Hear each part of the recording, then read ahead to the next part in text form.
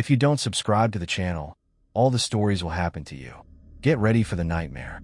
It was just another late evening when I returned to my apartment, feeling the familiar exhaustion from another long day at work. The soft hum of the city buzzed outside my window, a white noise I had become so used to that I hardly noticed it anymore. I kicked off my shoes, tossed my jacket onto the couch, and made my way to the kitchen to grab something to eat. That's when I saw it, a small piece of paper folded neatly on the counter, right next to my keys. At first, I thought it was just a receipt I had left behind or a note I had written to remind myself of something important. But as I unfolded it, I realized it wasn't my handwriting. The scrawl was neat, deliberate, yet there was something off about it. The note read, "Do you ever feel like you're being watched?" A chill ran down my spine. My immediate thought was that one of my friends was playing a prank on me. I laughed it off, telling myself it was just a joke. But deep down, the unease was already settling in. Who would have left this note? I hadn't given anyone a spare key to my apartment. I checked the doors and windows, making sure they were locked. Everything seemed secure. Still, the note nagged at the back of my mind. I crumpled it up and tossed it in the trash, trying to shake off the uneasy feeling that had taken root. I convinced myself it was nothing and went about my night. But as I lay in bed, my thoughts kept circling back to that message. The next morning, I almost forgot about the note entirely. The busyness of life took over, and it wasn't until I got home later that evening that I was reminded of it, because there was another one. This time, the note was left on the small table by the front door, in the exact spot where I would place my bag. The paper was the same, folded neatly, and when I opened it, the message was even more unsettling. "He's closer than you think." My hands trembled as I read the words, and I felt a pit forming in my stomach. Who was leaving these notes? How were they getting into my apartment? My mind raced as I tried to think of any possible explanation, but nothing made sense. I checked the locks again, double-checked the windows, even looked around the entire apartment, but everything seemed normal until I noticed something that wasn't there before. There was a chair in the corner of my living room, one that I never used. It was angled ever so slightly toward the window, almost as if someone had been sitting there, watching something, or someone. I immediately felt exposed, like the walls of my apartment were closing in around me. Was this just a sick prank, or was something more sinister at play? I couldn't shake the feeling of being watched, and for the first time in years, I slept with all the lights on. The next few days passed uneventfully, and the notes stopped. I started to believe that maybe it had just been a weird coincidence, or perhaps I had been imagining things. But that sense of calm didn't last long. One evening, after coming back from a particularly long day at work, I found the third note waiting for me, placed on the floor right in front of my bedroom door. I hesitated before picking it up, a sense of dread washing over me as I unfolded the paper. This one was different. The handwriting was messier, more frantic, as if whoever wrote it was in a rush. The message was short but chilling. "He's inside." I froze, heart pounding in my chest. The air around me felt thick, almost suffocating, and for a brief moment, I was too scared to move. My first instinct was to check every corner of the apartment, but something told me that I didn't want to find what I was looking for. Was it possible that someone had been inside my apartment this whole time, hiding in the shadows while I went about my life unaware? My mind raced with horrifying possibilities. The thought of someone watching me, being in my space without my knowledge, sent a wave of nausea through me.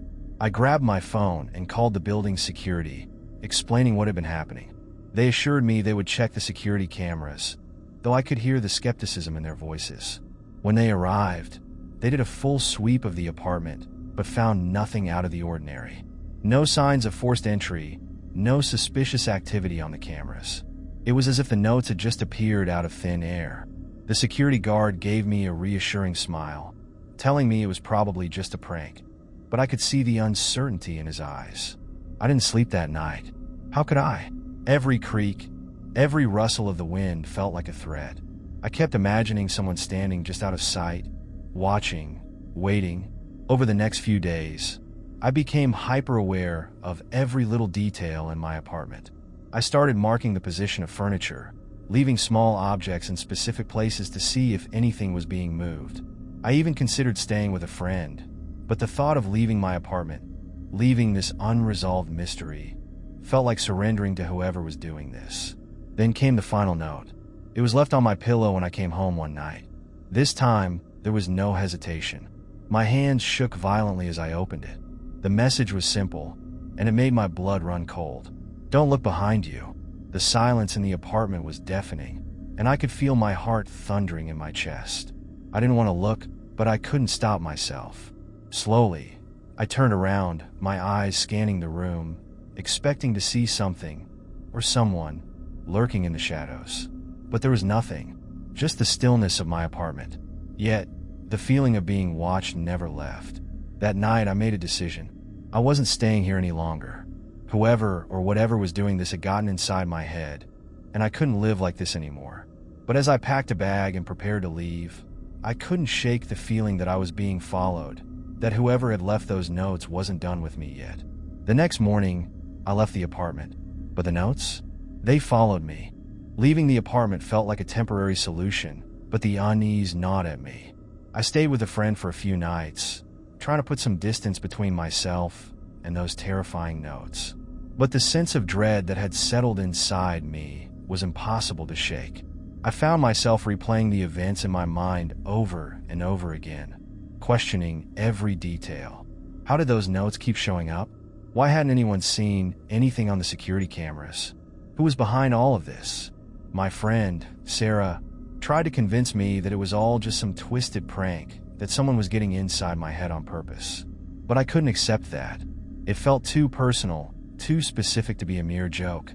No matter where I was, I couldn't stop looking over my shoulder, half expecting another note to appear. 3 days after I left my apartment, I returned briefly to grab more clothes and essentials. As I walked in, the air felt thick and heavy, like the apartment had absorbed all the fear and paranoia from the past week. I hesitated before stepping further inside, scanning the room for any sign of movement, half expecting to find another note. But nothing seemed out of place. Maybe I was safe now. Maybe whatever it was, it had stopped. But as I reached for my bedroom door, my heart sank. There, lying on the floor in the hallway, was another note. I stood frozen, staring at it, dread pooling in my stomach. I didn't want to touch it. I didn't even want to be near it. But I had to know. Taking a deep breath, I bent down and picked up the small piece of paper. This time, the handwriting was more erratic than before, the letters sharp and uneven. The message was short, but it sent chills down my spine. Why did you leave? My breath caught in my throat. I had no idea how this was possible. Whoever was behind this knew that I had been gone, knew that I had left the apartment. But how? Were they watching me even now? I felt exposed, vulnerable in my own home. The walls of the apartment seemed to close in on me, making it hard to breathe. Grabbing my things as quickly as I could, I left again, not daring to look back. But as I stepped out of the building and into the cool evening air, I couldn't shake the feeling that someone, somewhere, was watching my every move. Sarah offered to let me stay at her place as long as I needed. I tried to tell myself that it was over, that the notes couldn't follow me here. But 2 nights later, I found another one, folded neatly on the seat of my car. The same handwriting, the same small paper. This time, it said, "You can't escape." The paranoia crept in, growing stronger with each passing day. Everywhere I went, I felt like I was being watched, hunted. I began noticing small things, subtle changes in my surroundings. A shadow moving just out of sight, a door that was slightly ajar when I knew I had closed it, objects that seemed to shift ever so slightly from their original positions. I started keeping a knife by my bed, feeling more and more like I was being targeted by something sinister. I didn't tell Sarah about the new notes. I didn't want to drag her into whatever this was.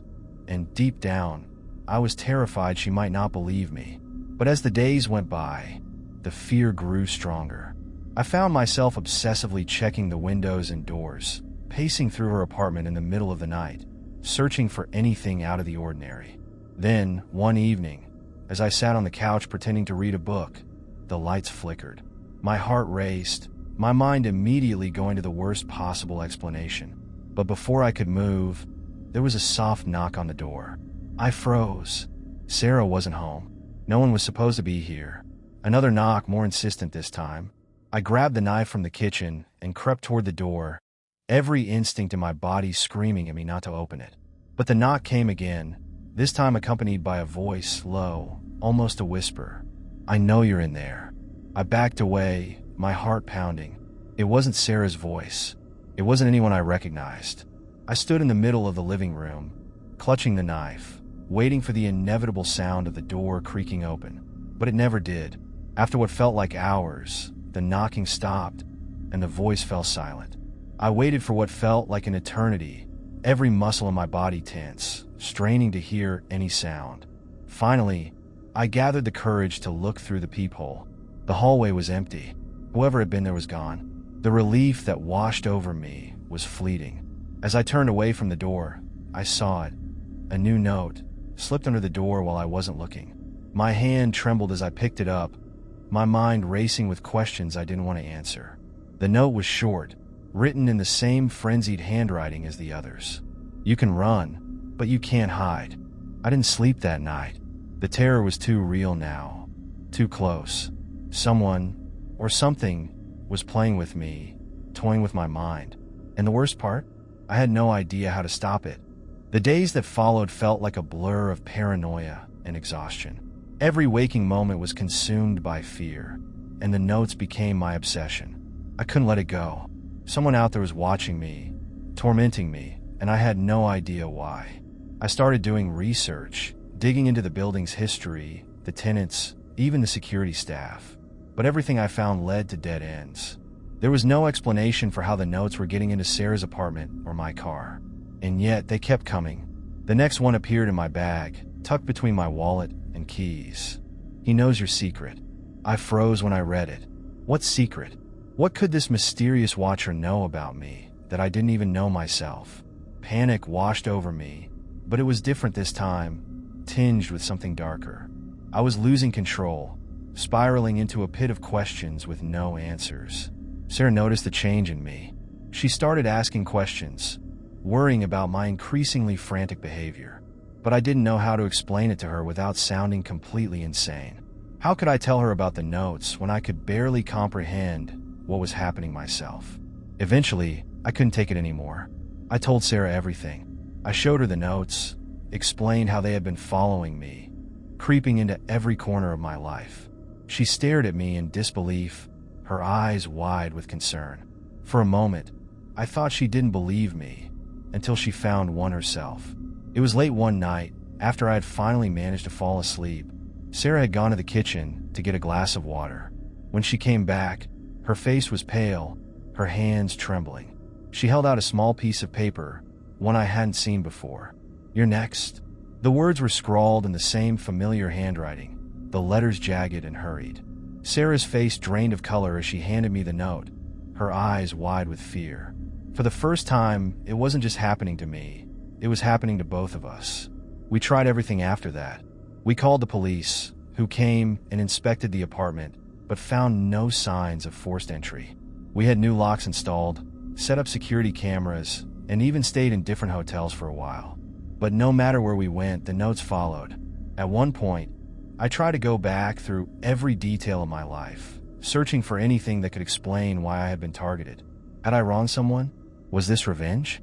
I replayed conversations, interactions with neighbors, even distant friends. Nothing made sense. But the one constant was the feeling that whoever was doing this was always watching, waiting for the right moment to strike. One evening, after another fruitless attempt to catch someone on the security footage, Sarah and I sat on the couch, defeated. The exhaustion was evident on her face, and I could feel it too, creeping into my bones. We couldn't keep running. We couldn't keep looking over our shoulders, waiting for the next note to appear. That's when I remembered something that had been nagging at the back of my mind since the beginning. The first note I had found. "Do you ever feel like you're being watched?" had been left next to my keys on the counter. I remembered thinking that it had been placed so deliberately, almost as if whoever left it knew exactly where I would see it. But then it hit me. How could they have known I'd placed my keys there? It was such a specific detail, a habit I hadn't even realized I had. My mind raced as I thought back to all the little things that had happened. How the notes seemed to appear in places only someone close to me would know about. Could it be someone I knew? Someone who had been inside my apartment before? I couldn't shake the thought, no matter how crazy it sounded.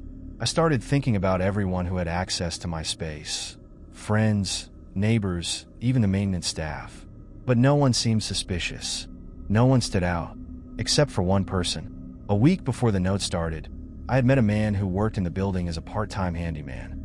He seemed friendly enough, always smiling and making small talk when I passed him in the hallway. But there was something off about him. He had an odd way of knowing things, small, personal details that I hadn't shared with anyone. At the time, I brushed it off as harmless chatter, but now I wasn't so sure. I told Sarah about my theory, and though she seemed skeptical, there was a part of her that agreed we needed to look into it. We found out his name was Carl, and he had been working in the building for about a year. Nothing stood out in his background, but that only made me more suspicious. The more I thought about it, the more convinced I became that Carl was somehow involved. The next day, I went to confront him. I waited by the lobby until I saw him come in for his shift. My heart pounded as I approached, trying to keep my voice steady. "Hey, Carl," I said, forcing a smile. "Can I ask you something?" He turned to me with that same friendly grin, but there was something behind his eyes, something cold. I could feel the hairs on the back of my neck stand up as I looked at him. He didn't say anything, just waited for me to continue. I took a deep breath. "Have you noticed anything strange happening in the building recently? Like someone leaving notes or acting suspicious?" For a split second, I thought I saw a flicker of recognition in his eyes, but it was gone as quickly as it came. He shrugged, his expression unchanged. "Can't say I have, but if you're having trouble, you should report it to the building manager." The way he said it, so casual, so dismissive, sent a wave of unease through me. I thanked him and walked away, but I knew he was hiding something. That night, I found another note. This one wasn't folded neatly or placed in a specific spot. It was scrawled on the bathroom mirror in lipstick, the letters jagged and uneven. The message was clear. "Stop looking. Whoever was behind this was getting closer." The message on the bathroom mirror haunted me. "Stop looking." The words weren't just a threat. They were a warning. But there was no way I was stopping now. Whoever was doing this had slipped up by leaving that note in such an obvious place. It wasn't carefully hidden like the others, but hastily written, almost as if they were getting desperate. And desperation meant they were scared, or at least nervous. I barely slept that night, my mind racing through every possibility. Carl was my prime suspect, but what if I was wrong? What if it was someone else, someone I hadn't even considered? The doubt gnawed at me, but the fear was stronger. I had to get answers. The next morning, I did something I had never done before. I called in sick to work. I needed the time to figure this out, to catch whoever was behind the notes before things escalated even further. Sarah was growing more and more anxious, and I couldn't keep putting her in danger. This had to end, one way or another. I spent hours watching the security footage from the apartment complex, scouring every second for any sign of Carl or anyone else acting suspicious. But nothing jumped out. Whoever was doing this knew how to avoid the cameras. It was frustrating, but it also confirmed something for me. This person had access to the building and knew its layout well. That narrowed down the list of suspects, but Carl remained at the top. By late afternoon, I was ready. I had a plan, one that was risky but necessary. I was going to confront Carl directly. If he was the one responsible, I needed him to slip up, to give me some kind of clue that I could take to the police. I waited outside the maintenance room, hiding just around the corner, so he wouldn't see me. My pulse was racing, my palms sweaty. When I saw him walk down the hallway, keys jangling in his hand, I stepped out in front of him, blocking his path. "Carl," I said, my voice steady but firm. "We need to talk." He raised an eyebrow, looking more amused than anything else. "About what?" "The notes," I said, my gaze locking onto his. "I know it's you. I know you've been leaving them. Why are you doing this?" For a moment, Carl just stared at me, the smile slipping from his face. Then, he did something unexpected. He laughed. A low, rumbling laugh that sent chills down my spine. "You think I'm behind this?" he asked, his voice dripping with condescension. "That's cute, but you've got it all wrong." My stomach dropped. I hadn't expected him to admit to it outright, but the way he denied it felt off. It was like he wasn't just denying involvement. He was mocking me for even thinking it was him. "What are you talking about?" I demanded, trying to keep the fear out of my voice. "I've been getting these notes for weeks. They follow me everywhere. You're the only one who could have access to my apartment, my car." Carl's smile faded completely, replaced by a cold, calculating expression. He took a step closer, invading my personal space. "You think this is about you?" he asked quietly. "You're not special. This place," he gestured around the hallway, "it has its secrets, and trust me, you don't want to be digging into them." My breath caught in my throat. What was he saying? Was this some kind of warning? Was I in over my head? Before I could ask another question, Carl turned and walked away, disappearing down the hallway. I stood there, frozen, trying to process what had just happened. He hadn't denied being involved in the notes, but he also hadn't confirmed it. Instead, he had hinted at something deeper, something that went beyond me. That night, I lay in bed, wide awake, replaying the conversation over and over again in my mind. There was something I was missing, some connection I hadn't made yet. Carl knew more than he was letting on, but he wasn't the mastermind. He was just a part of whatever this was. And then, just as I was about to drift off to sleep, I heard it. A creak. It came from the hallway, just outside my bedroom door. My heart raced as I sat up, straining to hear. Another creak. Slow, deliberate. Someone, or something, was in the apartment. I grabbed the knife I kept under my pillow and crept toward the door, my pulse pounding in my ears. The hallway was dark, the only light coming from the street lamp outside. I held my breath, listening for any sign of movement. Then I saw it, a shadow, just at the edge of my vision, slipping into the bathroom. My hands shook as I gripped the knife tighter. This was it. Whoever had been tormenting me was finally here. I moved as quietly as I could, stepping toward the bathroom door. It was slightly ajar, the light off inside. I pushed it open slowly, my heart hammering in my chest. The air inside was thick with tension, as if the very walls were holding their breath. And then I saw it. A figure stood in front of the mirror, its back to me. At first, I thought it was a person, but there was something wrong. Its limbs were too long, its posture unnatural. My breath caught in my throat as I realized what I was looking at. This wasn't a person. This was something else entirely. Before I could react, the figure turned its head slowly, its face hidden in shadow. And then it whispered, in a voice that sent ice through my veins, "You shouldn't have come back." The lights flickered, and in that split second, the figure vanished, leaving me alone in the darkness, the sound of my own ragged breathing filling the room. And there, scrawled on the mirror in dripping red ink, was the final message. "It's not over." For a long moment, I couldn't move. My feet were frozen to the floor, eyes locked on the message written on the mirror. Every hair on the back of my neck stood on end, as if the room itself was watching me. The knife in my hand felt useless now, like a child's toy in the face of something far beyond human understanding. The words kept repeating in my mind, "It's not over." I stumbled back out of the bathroom, my breathing rapid and uneven. Whoever, or whatever, had left that message wasn't done with me. Carl's words echoed too, his cryptic warning about the building's secrets. It wasn't just about me. It was about this place, this apartment. I made a decision right then. I had to leave. Immediately, I grabbed my phone to call Sarah, my hands trembling as I dialed her number.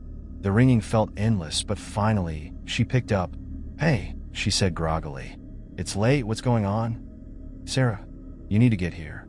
Now," I said, my voice frantic. "I don't have time to explain. Just trust me. It's not safe here. I have to leave, and I need you to." Suddenly, the line went dead. I pulled the phone away from my ear and stared at it in disbelief. No signal. I rushed to the living room window, holding my phone up, desperately trying to find a bar of reception. But nothing. The city skyline, usually so full of life, seemed muted, distant. And then I heard it, a faint scratching sound coming from the bedroom. Every instinct screamed at me to leave, to run, but my legs carried me back toward the noise. I had to see. I had to know. As I approached the doorway, the scratching grew louder, more insistent. It was coming from the wall, directly behind my bed. The same wall where I'd found the first note.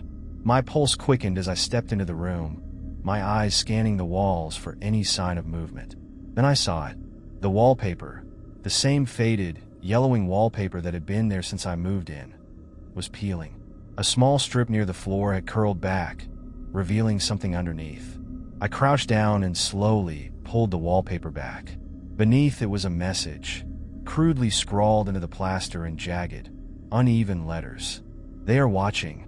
My breath caught in my throat as I peeled more of the wallpaper away, revealing dozens, no, hundreds of messages, all written in the same frenzied hand.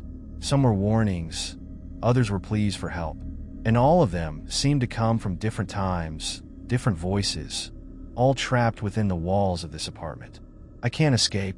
It knows I'm here. Please, someone help me." I stood up, my hands trembling, as the full weight of what I was seeing sank in. This apartment had a history, a dark, terrifying history that had claimed the lives of countless people before me, and now it wanted me too. Suddenly, the lights flickered again, casting long, distorted shadows across the room. The air grew colder, heavy with an unnatural chill. The scratching sound returned, but this time it was louder, closer.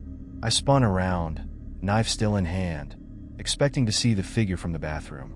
But there was nothing, just the empty room and the oppressive silence that followed. And then, from behind me, I heard the whisper, "Leave, now." I didn't need to be told twice. I bolted out of the bedroom, grabbing my keys and wallet off the kitchen counter. The apartment felt alive, as if the very walls were pulsing with some unseen energy, urging me to get out before it was too late. But just as I reached the front door, something stopped me. A thought, a realization that made my blood run cold. The notes. I hadn't been the only one receiving them. The previous tenants, the ones who had written on the walls, had tried to warn me. But what if the notes hadn't been for me at all? What if they had been for whoever or whatever was behind all of this? Stop looking. The message on the mirror hadn't been a warning. It had been a command. The apartment didn't want me to find out its secret.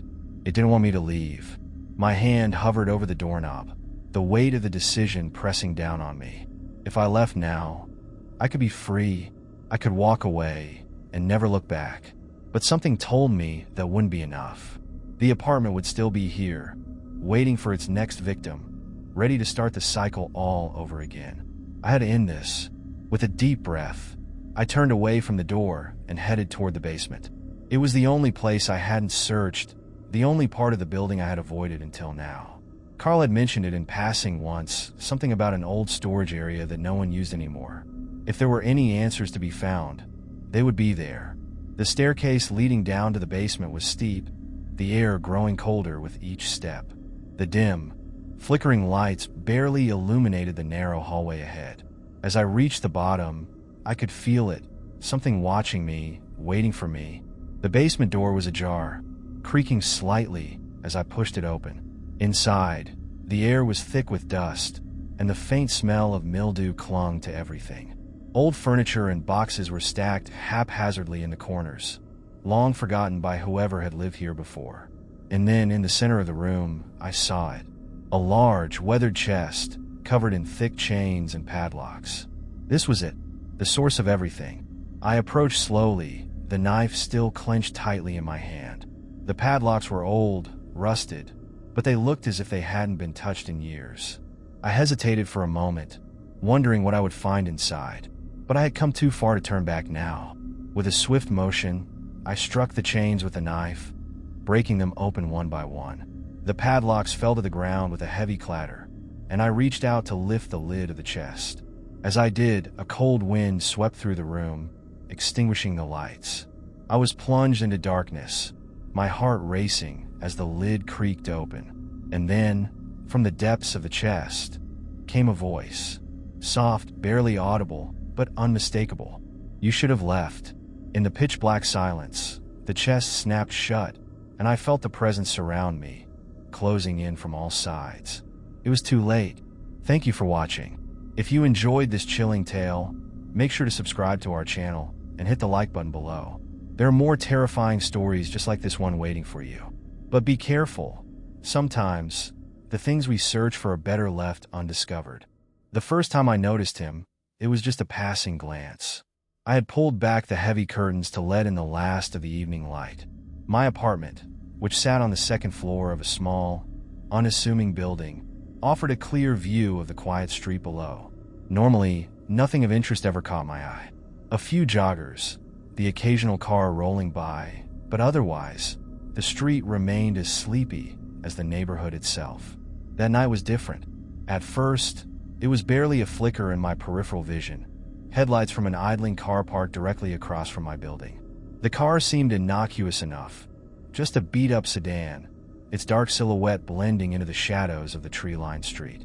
It could have belonged to anyone, but there was something about the way it sat there, engine still running, that made me pause. And then I saw him, the outline of a figure seated behind the wheel. His face was obscured by the fading light, but I could feel his eyes on me, watching, studying. A chill crept up my spine, though I couldn't explain why. It was just a guy in a car, I told myself, probably waiting for someone. But the longer I stood there, the more uneasy I felt. My fingers hesitated on the curtains before I quickly pulled them shut.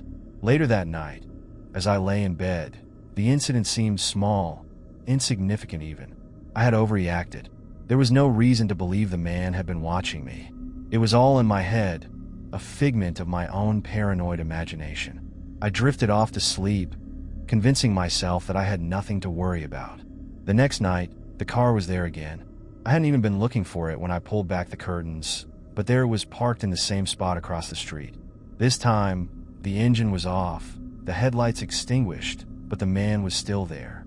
His shadowy figure sat motionless, facing my building.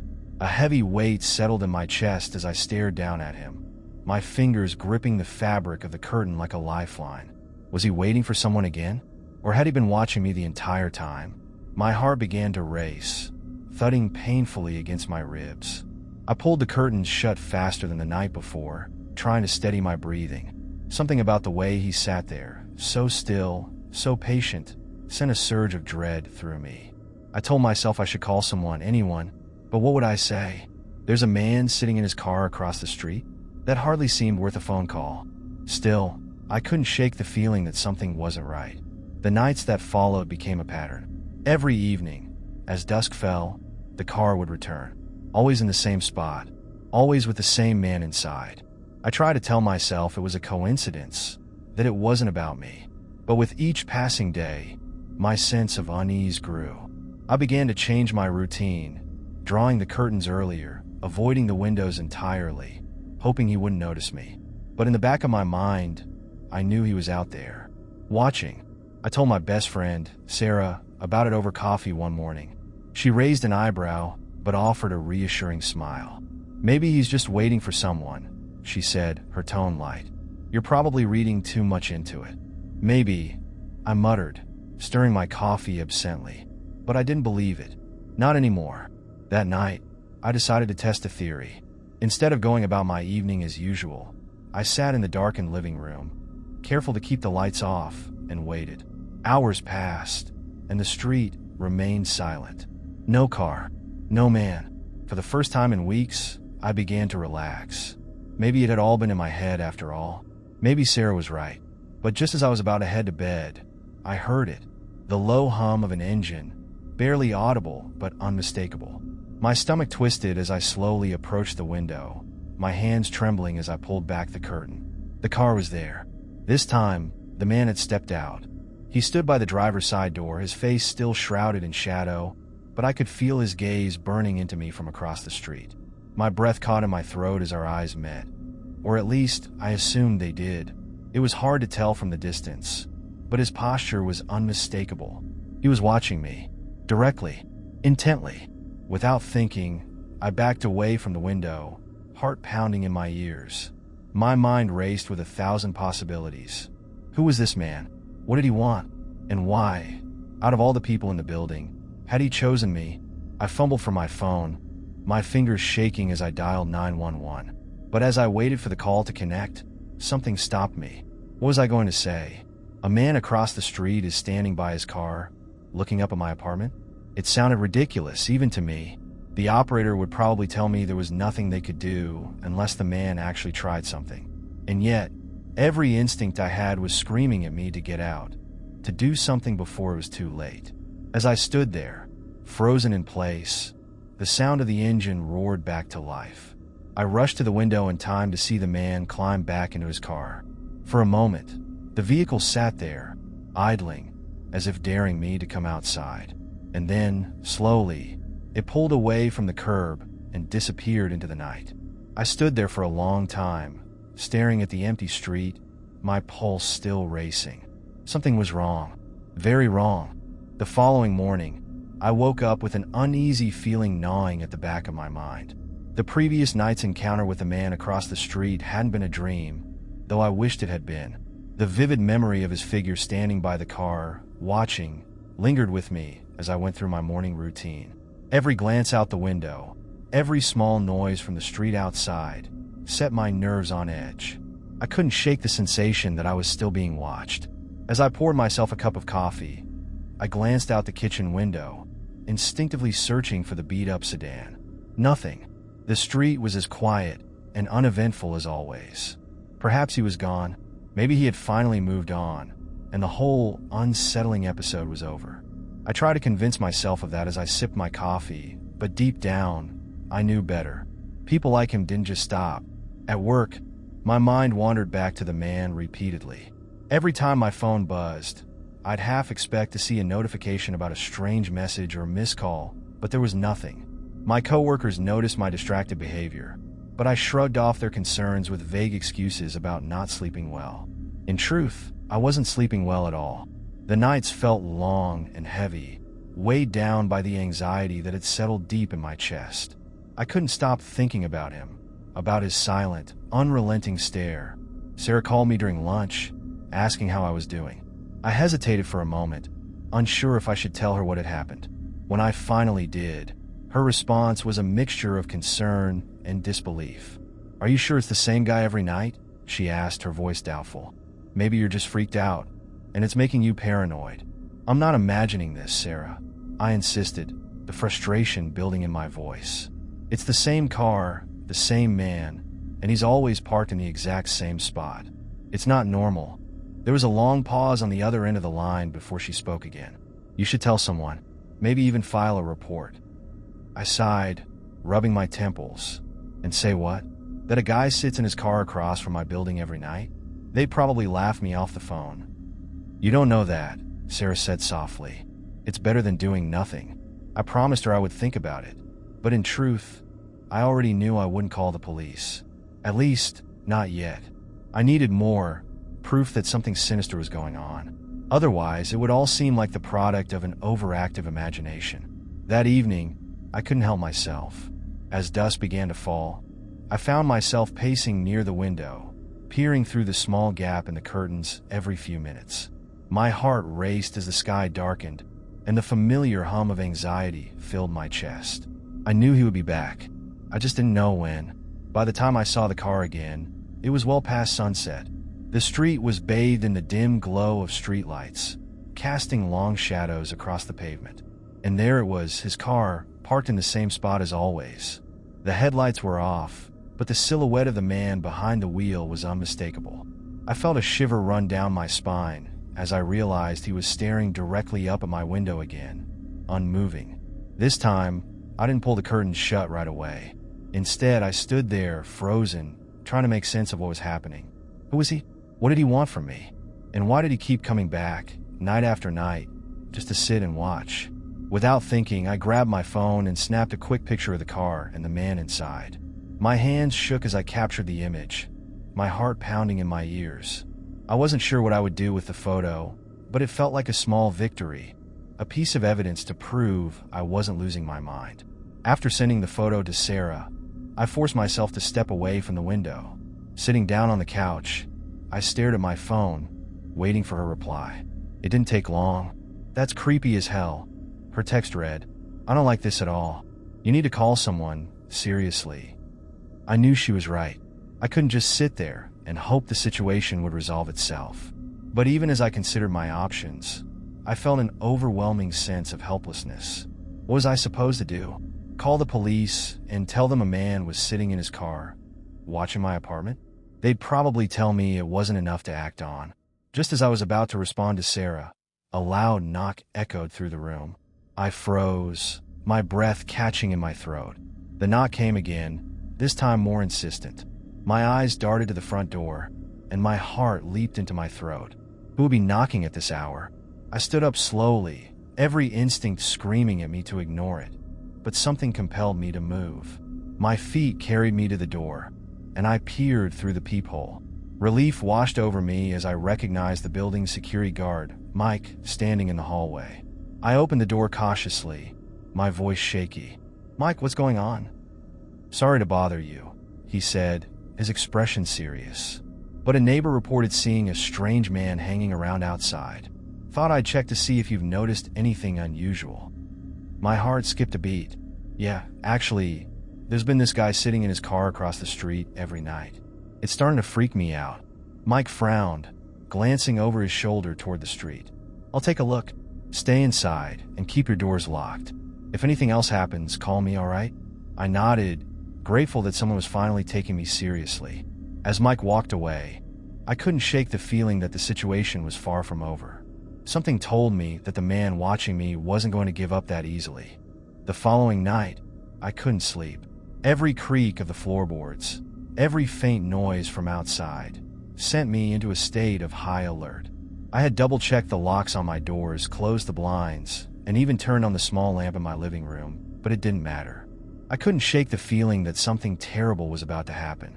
The image of the man sitting in his car, watching, had burned itself into my mind. At midnight, I found myself once again peering through the curtains. The street outside was quiet, empty except for the occasional passing car. I strained my eyes, searching for any sign of the sedan or its mysterious driver. Minutes passed, and just when I was about to give up, my heart nearly stopped. There he was. The car was parked in the same spot as before, its headlights off, but I could clearly see the silhouette of the man behind the wheel. He was looking directly at my building again, and I felt a chill creep up my spine. It was as if he knew I was watching, waiting for me to notice him. This time, though, something was different. He wasn't alone. In the passenger seat, another figure sat. It was hard to make out the details, but there was no mistaking the second shadowy form next to the driver. My stomach dropped. Who was the new passenger? And why were they both sitting there in the dead of night, watching my apartment? I grabbed my phone again, quickly snapping another picture of the car, my hands trembling as I captured the eerie scene. I texted it to Sarah immediately, my anxiety mounting with every passing second. "Now there are two of them," I typed. "What the hell is going on?" Her response came almost immediately. "This is getting seriously messed up. You need to report this. Now." I hesitated, unsure of what to do. The thought of calling the police and explaining the situation filled me with dread. What would I even say? But deep down, I knew Sarah was right. This wasn't just a coincidence anymore. It was something far more disturbing. Before I could dial the number, though, a sudden flash of light outside caught my attention. My eyes darted back to the window, and I saw the driver step out of the car. The passenger remained seated, their face hidden in shadow, but the driver, he was moving toward my building. Panic surged through me. My mind raced as I tried to figure out what to do. Should I run? Hide? Call for help? My hands shook as I reached for my phone, but before I could make a call, there was a knock on the door, loud, insistent, and far too close for comfort. My heart pounded in my chest as I approached the door cautiously. I couldn't bring myself to look through the peephole this time. The memory of the man's gaze was too fresh, too terrifying. Instead, I pressed my ear against the wood, hoping to hear something, anything, that would clue me in to who was outside. Silence. For a few long moments, I heard nothing.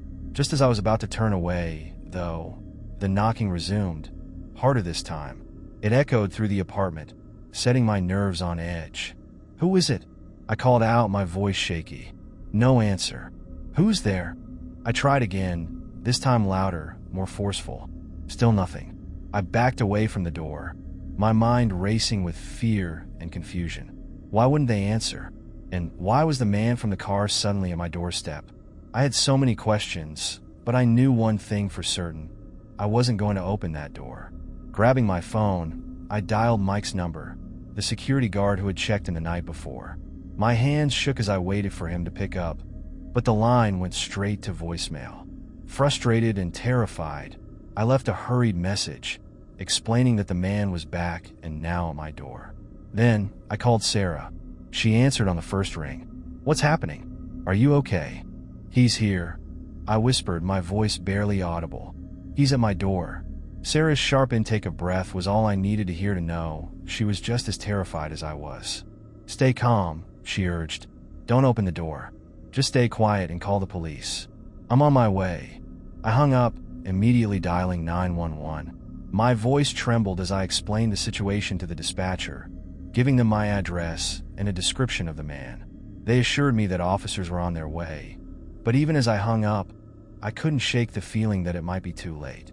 The knocking had stopped, but the silence that followed was even worse. I stood frozen in place, my mind racing with thoughts of what could be happening on the other side of the door. Was he still there? Was he watching, waiting for me to make a mistake? I didn't dare move. Instead, I stood still, holding my breath, and prayed that the police would arrive before anything else happened. Minutes passed, though they felt like hours. I kept my phone clutched in my hand, ready to call for help again if necessary. And then, finally, I heard it. The distant sound of sirens, growing louder as they approached. Relief flooded through me, but it was short-lived. A loud thud echoed from outside my apartment, followed by the sound of footsteps. Quick, hurried footsteps retreating down the hallway. I ran to the window, just in time to see the man slip back into his car. The engine roared to life, and within seconds, the sedan sped away into the night, leaving nothing but a cloud of dust and a trail of fear in its wake. I stood there, trembling, as the police arrived moments later. But by then, the man and his eerie passenger had vanished into the darkness, leaving behind only unanswered questions and a gnawing sense of dread. The police had arrived too late to catch the man who had been lurking outside my apartment. They questioned me for hours, gathering as much information as they could about the car, the man, and the eerie figure in the passenger seat. But even as I recounted every detail, it felt surreal. Who were these people? What did they want with me? Why had they been watching me from the car? And what were they planning when they knocked on my door? One of the officers, a tall man with a weary expression, suggested that it could be a case of mistaken identity or possibly even a prank. But I knew better. This wasn't just a random occurrence. The man's gaze, the chilling silence when he knocked, it all pointed to something far more sinister. They promised to increase patrols around my building and assured me that they would be on the lookout for the car. But I could tell from their faces that they didn't fully understand the gravity of what was happening. After the police left, Sarah arrived at my apartment. She had brought an overnight bag, determined not to leave me alone after everything that had happened. As we sat on the couch, the tension between us was palpable. Neither of us knew what to say, but we both felt the same overwhelming sense of unease. The image of the man in the car haunted me, but it was the mysterious passenger that weighed most heavily on my mind. Who were they? And why had they stayed hidden in the shadows while the driver made his move? "I don't think this is random," Sarah said, breaking the silence. "I've been thinking about it, and I don't know. It feels like they've been watching you for a while, maybe even before you noticed." Her words sent a shiver down my spine. The thought that these people had been monitoring me without my knowledge filled me with a deep, unsettling fear. How long had this been going on? Had they followed me to work, to the grocery store, watching my every move from a distance? "We need to find out who they are," I said, my voice trembling slightly. "I can't just sit here and wait for them to come back. There has to be some way to figure out who they are and why they're doing this." Sarah nodded, but there was hesitation in her eyes. "Do you think it's safe to investigate this? What if we're dealing with something way more dangerous than we realize?" I knew she was right to be cautious, but my fear had morphed into something else, an urgent need for answers. I couldn't just stand by and let this continue. I needed to take action, even if it meant putting myself at risk. Later that night, as Sarah slept on the couch, I found myself drawn back to the window. The street was dark and quiet, just as it had been before, but something about the silence felt different. There was a heaviness in the air, as if the night itself was watching me. I stood there, peering out into the shadows, my eyes scanning for any sign of the car. But the street remained empty. Frustrated and exhausted, I turned away from the window. But as I did, something caught my eye, something small, tucked beneath the corner of my door. A note. I froze, my heart pounding in my chest as I approached the door. Slowly, I bent down and picked up the folded piece of paper. My hands shook as I opened it, revealing a single line written in neat, precise handwriting. "We'll be back." My blood ran cold. They had come back, despite the police, despite everything. And they were making sure I knew they weren't done. I rushed to wake Sarah, showing her the note. Her face turned pale, and for a moment, she was speechless. Then, with a grim determination, she grabbed her phone and started making calls. I didn't know who she was calling, but I could hear the urgency in her voice as she spoke to whoever was on the other end. "We're not staying here," she said firmly, hanging up the phone. "Pack a bag. We're leaving. Now." I didn't argue. The note was proof that they were still watching me, and if we stayed, who knew what would happen next? Within minutes, we had packed our things and were out the door, leaving my apartment behind. We drove to Sarah's parents' house, miles away from the city. It was the safest place we could think of, somewhere we could stay while we figured out our next move. But even as we drove through the quiet, empty streets, I couldn't shake the feeling that we weren't alone. Every passing car, every shadow on the side of the road, it all felt like it was part of the nightmare I couldn't escape. As we pulled up to the house, I caught a glimpse of something in the rearview mirror, a pair of headlights far in the distance, trailing behind us. I turned to look, but the car was gone. Maybe it was my imagination, or maybe, just maybe, the man who had been watching me from across the street wasn't finished with me yet. The drive to Sarah's parents' house felt interminable, the weight of anxiety heavy in the air between us. Even with the distance between my apartment and this seemingly safe haven, I couldn't shake the feeling of being hunted. As we arrived and parked in the dimly lit driveway, my heart raced at the thought that we might still be followed. We hurried inside, and Sarah's parents welcomed us with concern, oblivious to the horror that had unfolded.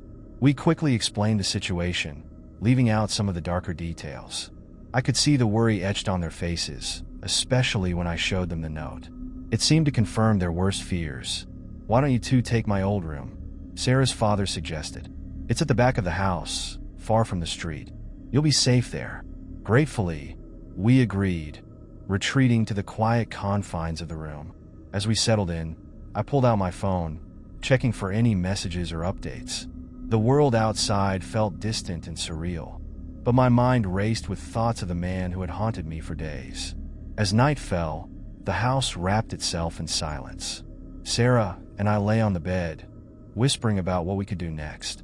I suggested contacting the police again, perhaps getting a restraining order or installing security cameras. But deep down, I knew that nothing would truly feel safe until we confronted whatever this was head-on.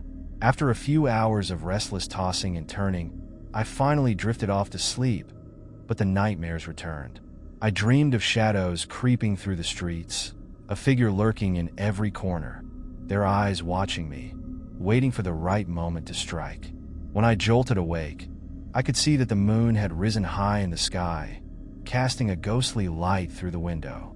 I glanced at Sarah, who was still asleep, her brow furrowed as if she were in her own battle with demons. I couldn't shake the unease that had settled in my chest. I slipped out of bed, quietly stepping into the hallway. As I moved through the house, I noticed a light flickering in the living room. Curious, I crept closer, my heart pounding. The closer I got, the more I realized it wasn't just a light. It was a figure sitting on the couch. I squinted, heart racing, and was horrified to see the shadowy outline of the man from the car. He was just sitting there, calm and collected, as if he owned the place. Panic surged through me, and I quickly backed away, trying to make my way back to the safety of the bedroom.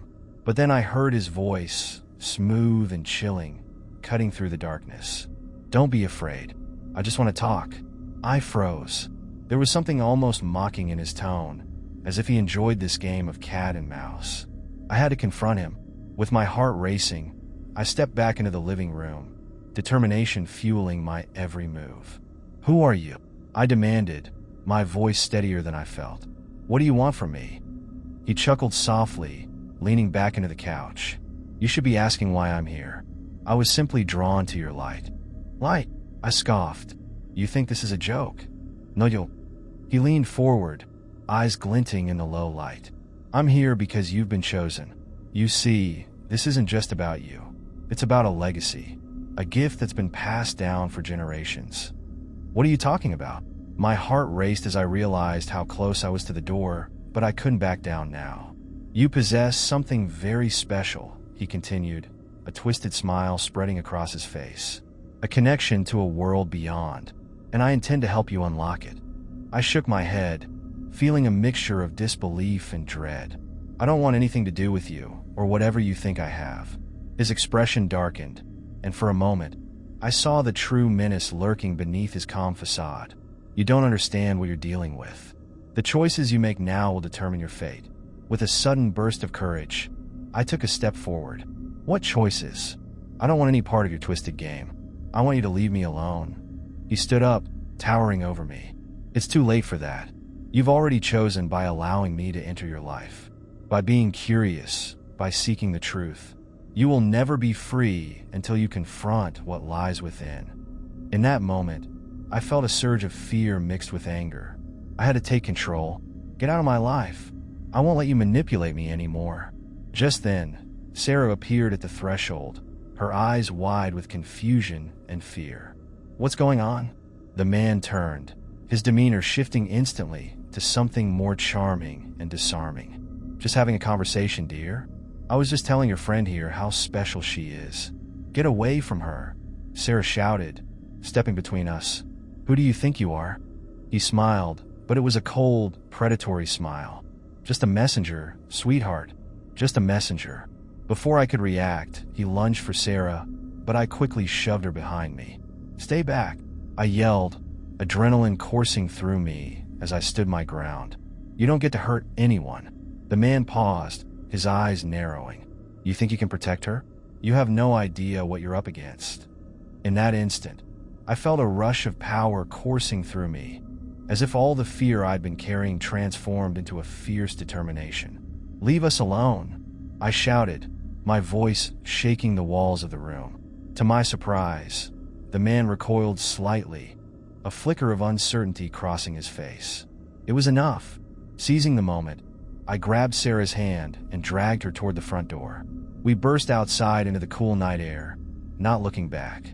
The streets were quiet, the stars twinkling above us as we raced down the block, hearts pounding in unison. As we turned the corner, I risked a glance behind us, half expecting to see him emerging from the shadows. But the street was empty. The weight of dread began to lift, but I knew this wasn't over. We made our way to the nearest police station, ready to tell our story again, armed with the determination to reclaim our lives. But as we entered the building, I couldn't shake the feeling that this was just the beginning. The man might be gone for now, but the shadows were still lurking. If you enjoyed this chilling tale, be sure to subscribe and leave a like. Share your thoughts in the comments. Have you ever felt watched? Stay vigilant. You never know when the darkness will come calling again. The hotel stood at the edge of a fog-shrouded town, its Victorian architecture both charming and unsettling. The sign above the entrance flickered dimly, as if struggling against the weight of the encroaching night. I had decided to stay there on a whim, searching for a little adventure to break the monotony of my routine. After all, the online reviews mentioned its haunted reputation, and I had always been drawn to the eerie and unexplained. As I stepped into the lobby, a musty scent filled the air, mingling with the faint aroma of old wood and dust.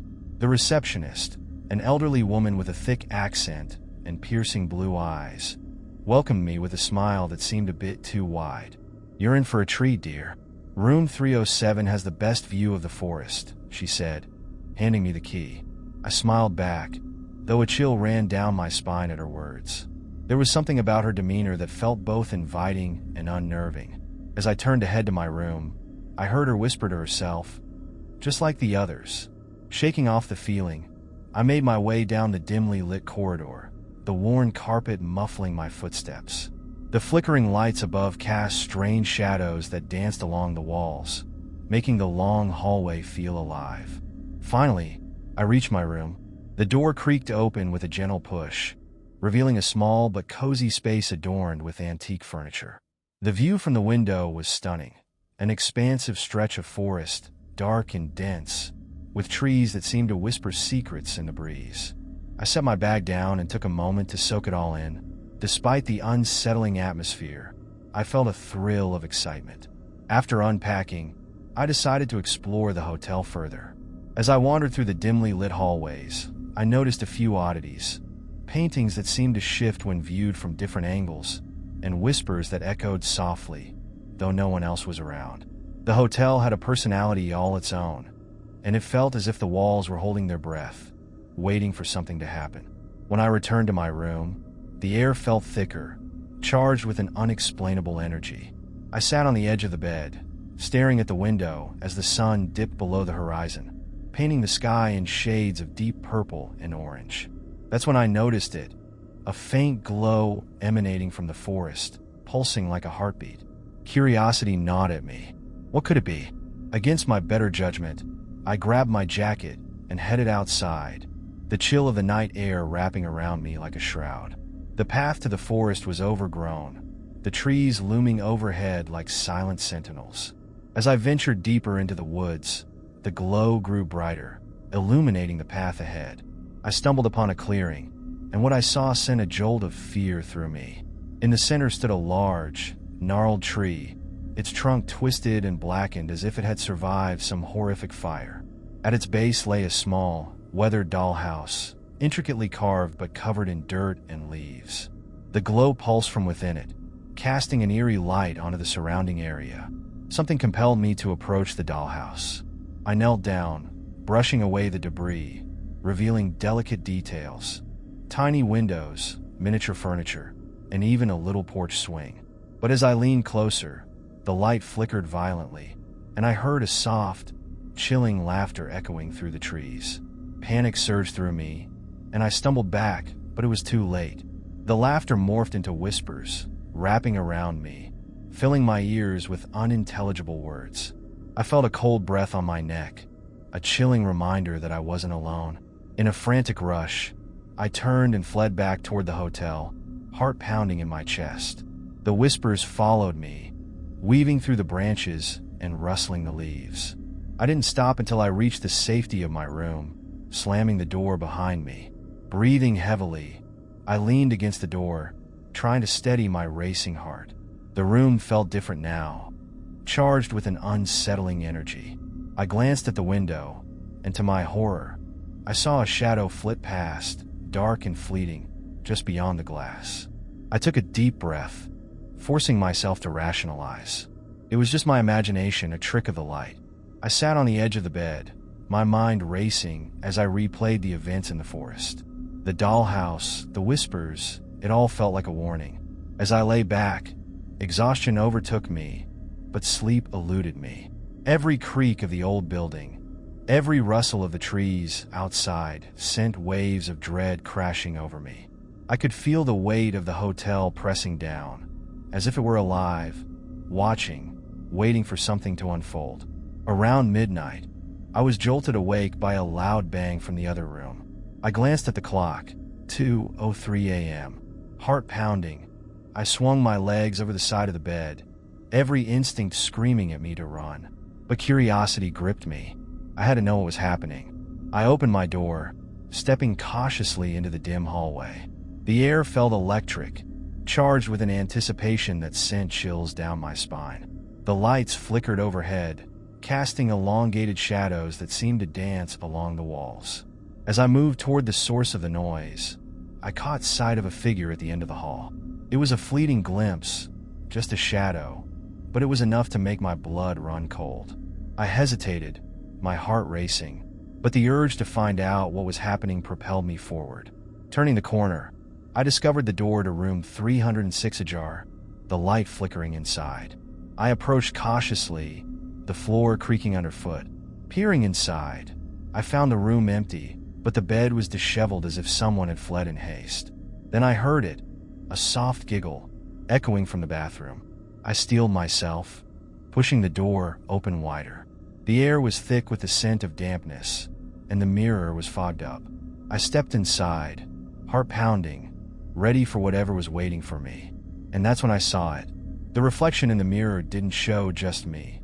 It also revealed a figure behind me, a small child, standing there with wide, empty eyes and a chilling smile. My breath caught in my throat, and before I could react, the child whispered, "Come play with us." My heart raced as I turned slowly, expecting to confront whatever malevolent force lurked behind me. But when I spun around, the bathroom was empty, save for the faint echo of the child's laughter lingering in the air. I stood frozen, the chill of the room creeping under my skin, and for a moment, I wondered if I was losing my mind. The child had vanished as quickly as they had appeared. I shook my head, trying to dispel the fear gripping me. Maybe it was just a trick of the light, or my imagination playing cruel games in this unsettling place. Yet, deep down, I knew that the hotel held secrets far darker than I could fathom. I stepped back into the hallway, the unsettling silence wrapping around me like a heavy cloak. My instincts urged me to return to my room and barricade the door, but curiosity clawed at me, propelling me deeper into the mystery that surrounded this place. The flickering lights seemed to guide me as I made my way down the corridor, past doors that whispered stories of the guests who had come before me. I reached a large wooden door at the end of the hall, slightly ajar. The brass handle was cold to the touch as I pushed it open, revealing a small library, its walls lined with dusty books. The air was thick with the scent of aged paper and something else, something earthy and damp, as if the room had absorbed the very essence of the forest outside. A lone candle flickered on a table in the center, casting shadows that danced along the walls. Intrigued, I stepped inside, drawn to the dim light. As I approached the table, I noticed an old journal lying open, its pages yellowed and frayed. The writing was faded but legible, the ink scrawled in a hurried hand. I leaned in closer, squinting to make out the words. "The dolls have come alive again. I can hear them whispering in the night, begging for release. They want to play, but I know better. They're not just toys. They're vessels for something darker." A chill ran down my spine. Was this related to the dollhouse I had seen earlier? I flipped through the pages, each entry more frantic than the last, filled with ramblings about spirits, curses, and the haunting presence of the hotel. Suddenly, the flickering candle went out, plunging the room into darkness. My breath caught in my throat as panic surged through me. I fumbled for my phone, the light illuminating the room just enough to reveal the bookshelves closing in around me. The walls felt as if they were tightening, and the whispers returned, echoing through the darkness. "Come play with us. Come play." Heart racing, I backed away, nearly stumbling over a chair. I needed to escape this nightmare, but as I turned to leave, the door slammed shut behind me with a deafening bang. I jumped, adrenaline surging as I rushed to the handle, but it wouldn't budge. "Let me out," I shouted, pounding on the wood. The whispers grew louder, more insistent, wrapping around me like a suffocating fog. The room felt alive, thrumming with energy, and I could almost see shadows flitting in the corners of my vision. Just as despair began to claw at my mind, the candle flickered back to life, illuminating a figure standing at the far end of the room. A little girl, her face pale and ghostly, eyes wide and filled with an ancient sorrow. She wore a tattered dress, and her hair hung in disheveled waves. "Please, don't be afraid," she whispered, her voice haunting yet strangely soothing. "I just want to play." I stared at her, my heart pounding. "What do you want from me?" Her gaze dropped to the floor, and she pointed to a corner of the room, where a small doll lay forgotten, its porcelain face cracked and worn. "She wants to come home." The urge to flee surged within me, but something held me in place, a strange compulsion to understand. "What do you mean? Who is she?" "She's trapped, just like me," the girl replied, her voice growing fainter. "If you take her home, you'll help us both." Confusion swirled in my mind. "Home? Where is home?" "Where you found me," she whispered, her figure beginning to fade, the candlelight flickering as if struggling against the encroaching shadows. But you must hurry. They won't let you go if you don't act fast." Before I could respond, the girl vanished, leaving only the lingering echo of her words. My heart raced, and I felt a powerful urge to find that doll. Gathering my courage, I rushed to the corner, grasping the worn figure in my hands. As soon as I touched it, a wave of cold washed over me, and the room seemed to warp. The walls shifted, shadows creeping closer as I held the doll tight. I could feel its weight, an ancient power pulsating through it. "Let me out!" I shouted again, desperation creeping into my voice. Suddenly, the door creaked open, and I stumbled into the hallway, gasping for air. The corridor was eerily quiet, but I could still hear the whispers, now softer but more insistent. The atmosphere felt charged, as if the hotel itself were watching, waiting for me to make my next move. With the doll clutched tightly in my arms, I knew I had to confront whatever darkness lurked within this place. The echoes of the little girl's plea reverberated in my mind. There was something I had to do, a choice that could either free us or bind us forever.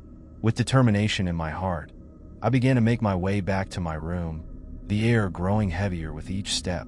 Whatever was waiting for me, I was ready to face it. The hallway felt like a tunnel, closing in around me as I clutched the doll to my chest, its cold surface sending shivers down my spine.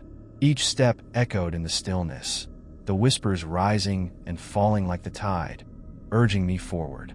I reached my room, the familiar door standing silently as I paused, taking a deep breath to steady myself. I pushed the door open, the creak sounding louder than before. The room was dimly lit, the window still framing the dense forest beyond, but now it felt different, charged with an energy that prickled at my skin. I stepped inside, locking the door behind me. It felt like a flimsy barrier against whatever darkness awaited. Placing the doll carefully on the bedside table, I took a moment to collect my thoughts. I needed to understand what was happening. The girl's plea echoed in my mind, and I felt a growing determination to uncover the truth. But what truth? And at what cost? I picked up the doll, examining it closely. Its features were delicate, almost lifelike, and its glassy eyes seemed to hold a depth that sent a chill down my spine. As I turned it over in my hands, I noticed a small inscription on the bottom of its foot. "For those who play, the price is pay." A shiver ran through me. What did that mean?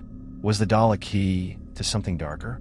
I placed it back on the table and looked around the room, seeking answers in the shadows. That's when I heard it, a soft tapping coming from the window. My heart raced as I approached, peering out into the darkened forest. The glow I had seen earlier pulsed softly in the distance, illuminating the trees with an otherworldly light. Something compelled me to go back outside, and I knew I had to follow the light. I grabbed my jacket, glancing at the doll one last time before slipping out of the room. The hotel felt alive, the air thick with anticipation, as if it were urging me onward. As I stepped into the night, the cool air hit me like a wave. The glow beckoned from deeper within the woods, pulsating rhythmically like a heartbeat. I moved cautiously, the branches scratching at my arms as I pressed forward. The whispers were louder now, swirling around me like a haunting melody, urging me to come closer. Finally, I reached the clearing where the gnarled tree stood, its twisted branches silhouetted against the moonlit sky. The dollhouse lay in the dirt, glowing more intensely than before, a beacon calling out to me. "Help us," the whispers echoed. "Play with us." I approached the dollhouse, feeling the warmth radiating from it. The whispers grew clearer, transforming into distinct voices. I knelt down, the urge to touch the dollhouse overwhelming. As my fingers brushed against its surface, a surge of energy coursed through me, and the whispers turned into laughter, childlike and innocent, yet tinged with a darker undertone. Suddenly, the door of the dollhouse swung open, revealing a tiny, eerie scene inside. It was a miniature version of the hotel, complete with tiny dolls positioned as if they were living their lives. But as I peered closer, I realized their expressions were twisted in fear, their mouths frozen in silent screams. The realization hit me like a punch to the gut. The dolls were more than just toys. They were trapped souls, victims of whatever darkness haunted this place. I stumbled back, shock washing over me. The girl's words came rushing back. They want to play, but play was the last thing I wanted to do. I had to save them, to break whatever curse bound them to this realm. Please let them go. I shouted into the night, my voice trembling. I want to help. In response, the dollhouse began to tremble, the light intensifying. Shadows poured out from it, swirling around me like a storm. I could see faces emerging from the darkness, a chorus of anguished souls reaching out to me, their eyes pleading for release. As the shadows coalesced, I felt an overwhelming force trying to pull me in. I resisted, fear gripping me, but I couldn't turn away from the desperate cries surrounding me. Help us! We're trapped. In that moment, I remembered the doll. It was a vessel, a connection to this world. I rushed back to retrieve it, clutching it tightly as I returned to the clearing. The moment I touched the dollhouse again, a surge of energy flowed through me, connecting me to the trapped souls. Break the curse, a voice called out, echoing through the chaos. You can set us free. I closed my eyes, focusing on the warmth of the doll in my hands, feeling its power surge through me. The whispers turned into a chant, filling the air as the shadows grew more intense, wrapping around me like a cocoon. Free us! Free us! With all my strength, I shouted. I release you. I break the curse.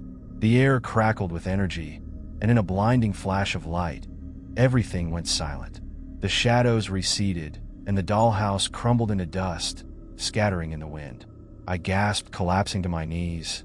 The air felt lighter, the weight of darkness lifting as I opened my eyes.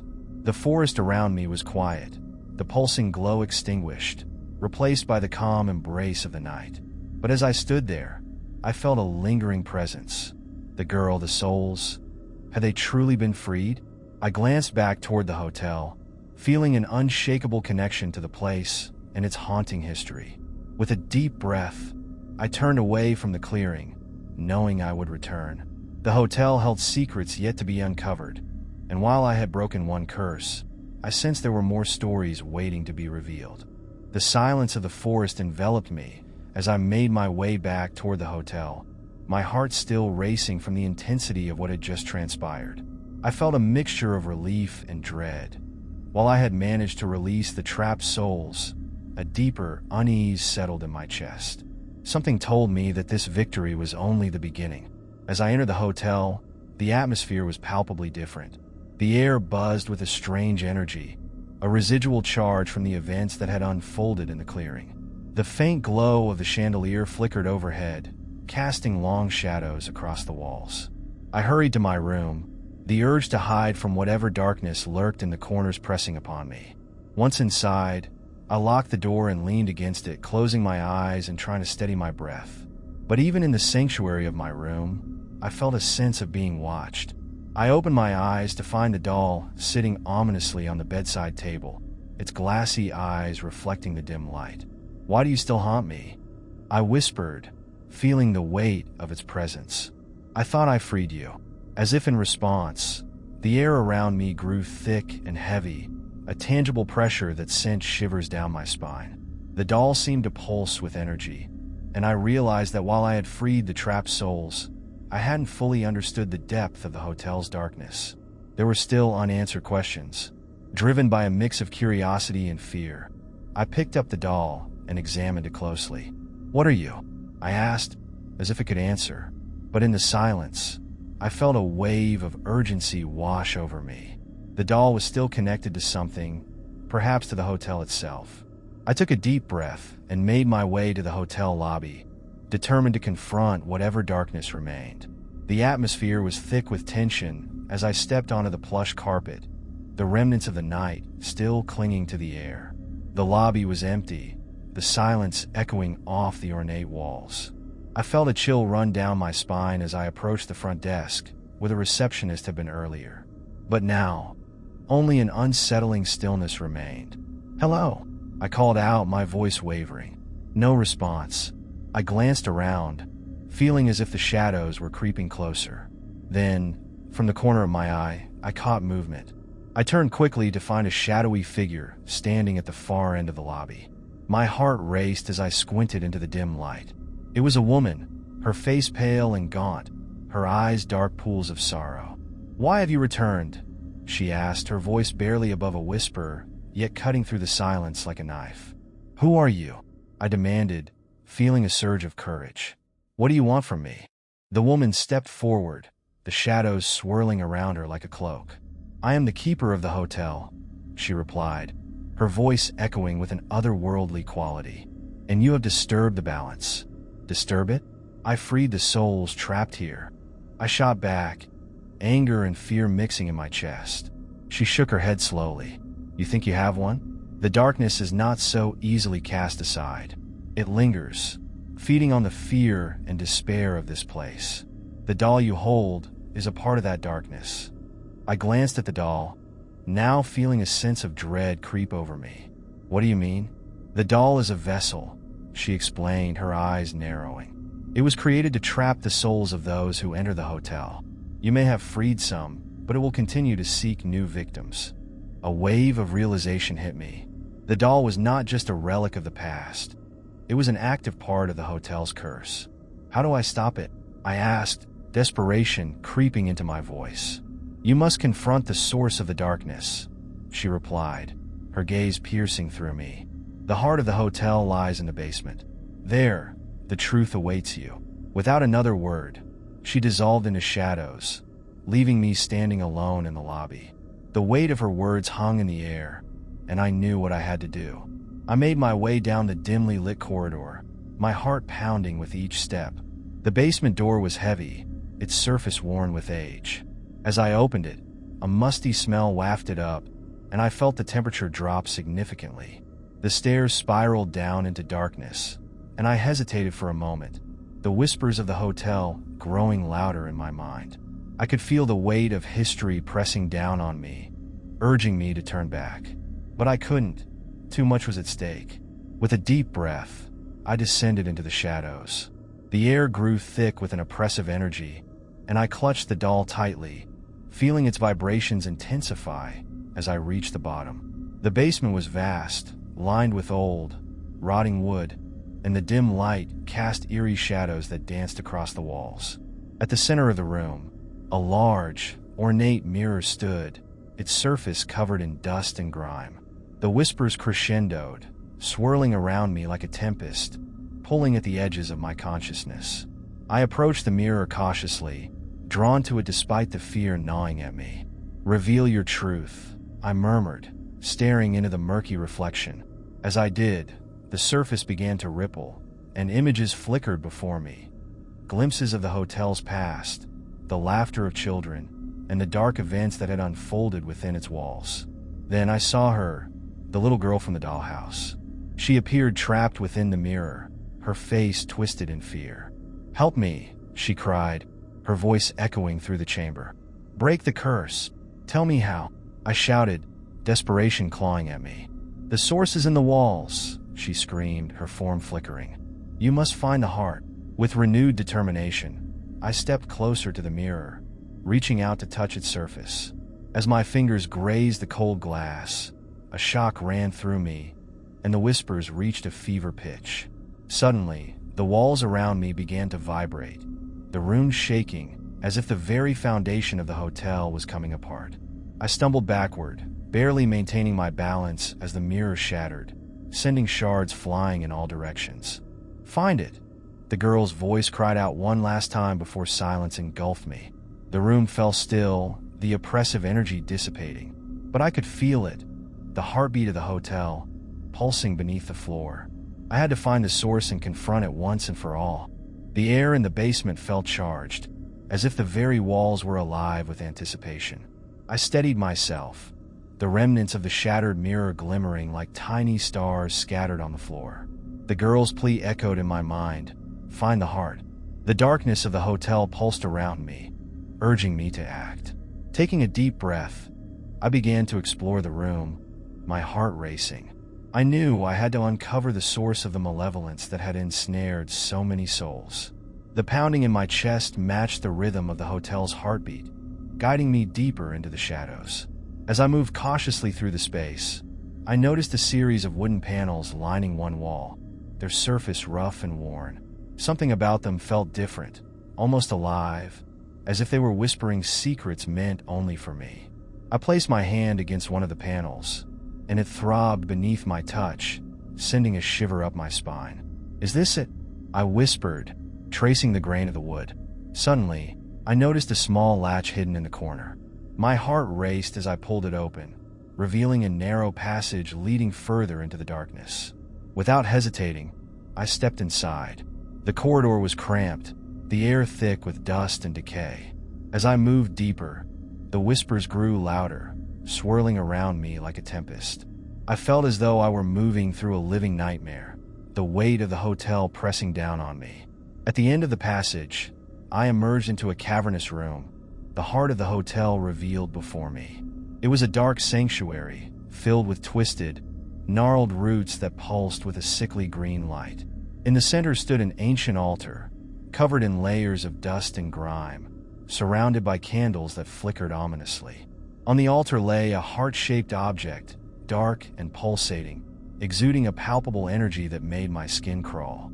It was the source of the hotel's darkness, the heart of the curse. I could feel its power, a vortex of sorrow and despair that threatened to engulf me. I shouted, my voice cutting through the oppressive atmosphere. "I will not let you take anyone else."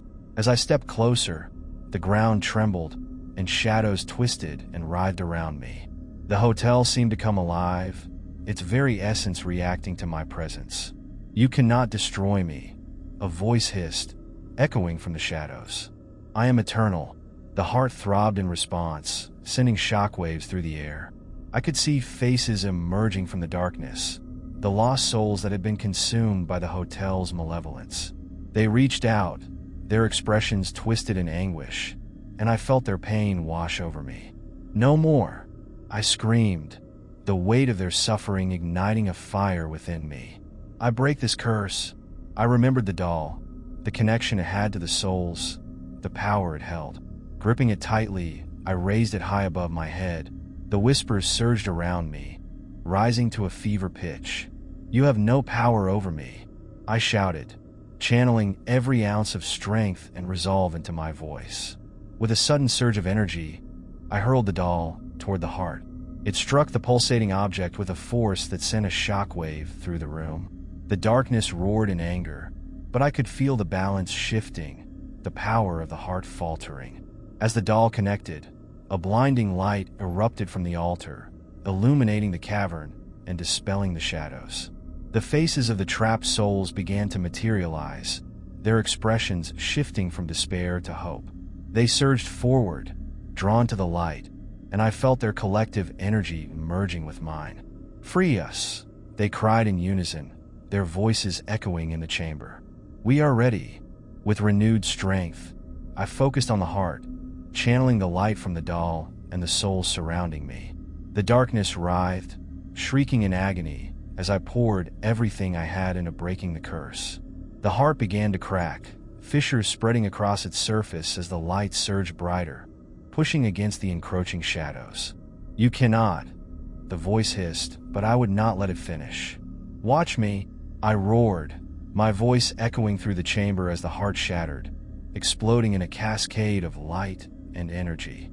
In an instant, the darkness dissolved, the oppressive weight lifting from the room.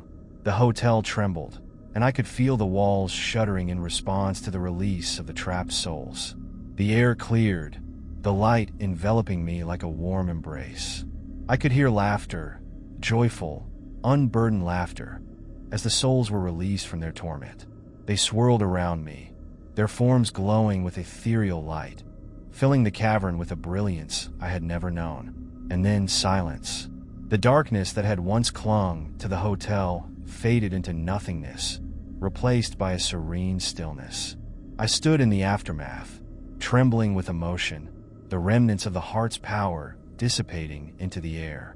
The room, once filled with despair, now felt like a sanctuary, a place of healing. As I turned to leave, I saw the little girl standing at the entrance of the cavern, her face radiant with gratitude.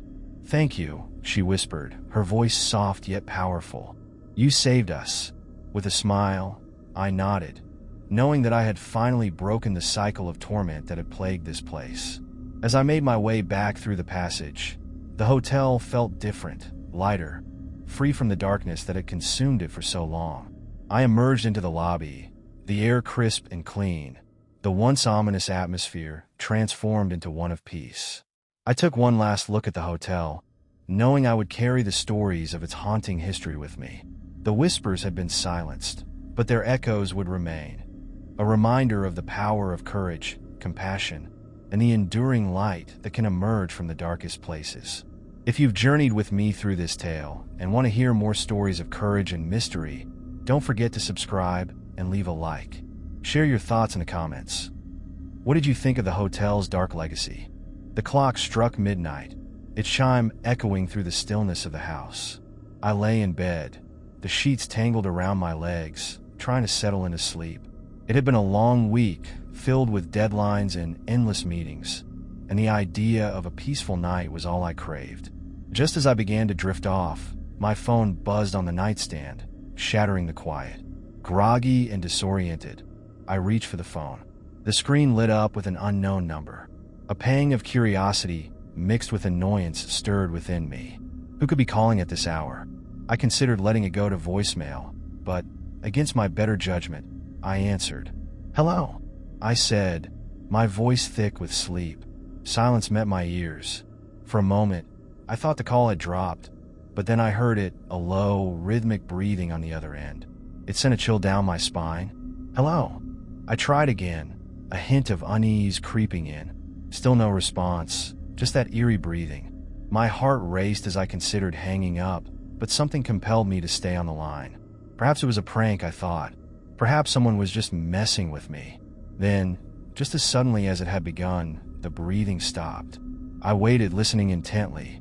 A sense of dread filled the silence, and I quickly hung up, my hand trembling as I set the phone back down. Trying to shake off the experience, I rolled over and pulled the blanket tightly around me. Sleep eluded me as I replayed the call in my mind. It had to be a prank.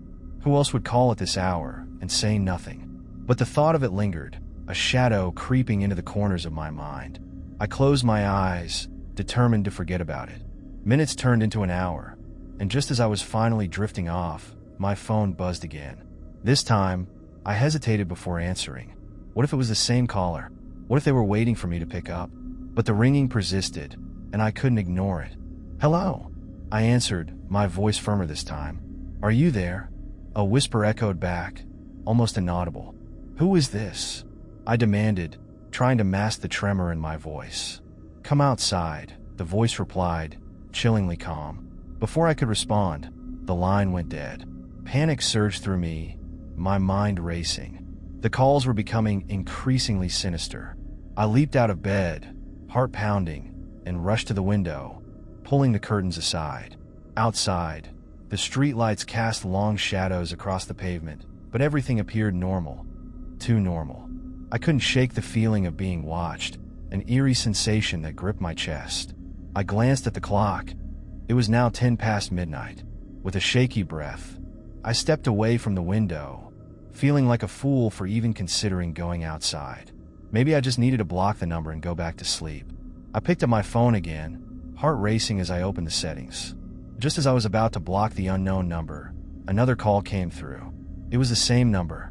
"Hello," I answered, my voice barely above a whisper. "Don't ignore me," the voice hissed, the menace hanging in the air. "You have to come outside." "Why?"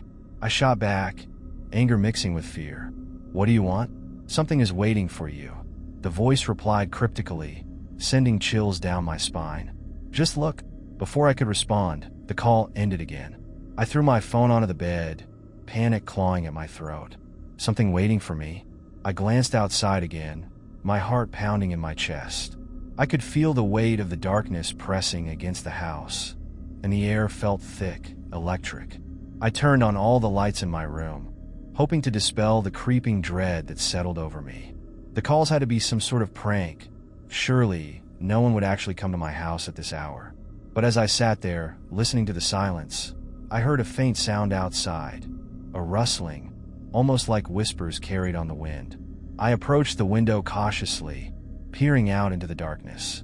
There in the distance, I saw a figure standing beneath the streetlight, their back turned to me.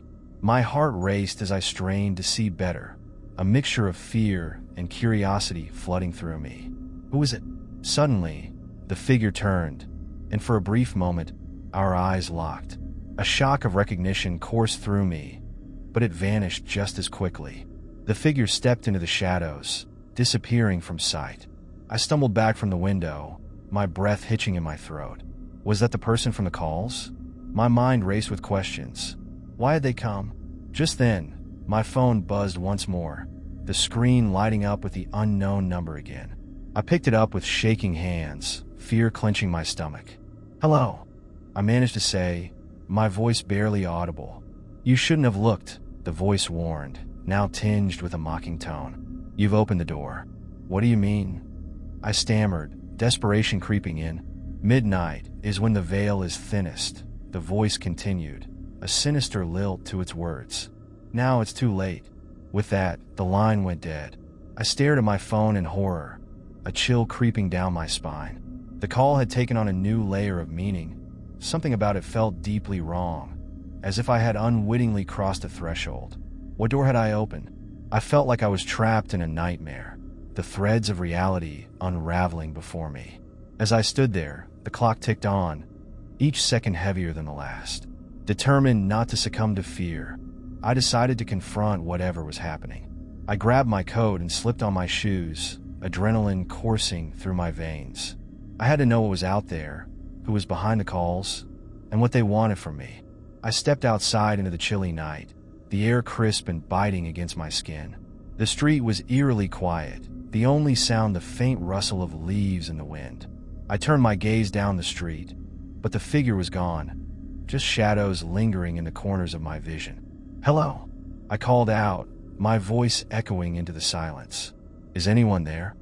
No response, just the echo of my own voice, fading into the night. Panic gripped me as I stood there alone, the weight of the night pressing down. I took a step back toward the house, feeling a sudden chill wrap around me. The calls had only just begun, and something told me that midnight was just the start of a much darker journey. As I stepped back into the house, the door creaked ominously behind me, sealing the night's mystery outside. I leaned against the wall, heart racing, and tried to calm my breath. My mind was a whirlwind of fear and confusion, grappling with the strange encounter and the chilling voice on the phone. I knew I should feel safe inside my own home, but the oppressive silence felt suffocating. The darkness clung to the corners of the room, and the shadows seemed to flicker with a life of their own.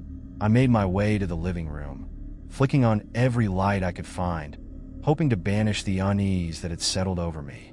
I glanced at the clock again. It was nearly 1 a.m. The echoes of the previous call still lingered in my mind, the sinister words twisting like a vine around my thoughts. "You've opened the door." What did it mean? What door? I sank onto the couch, my phone clutched tightly in my hand, and stared at the blank screen.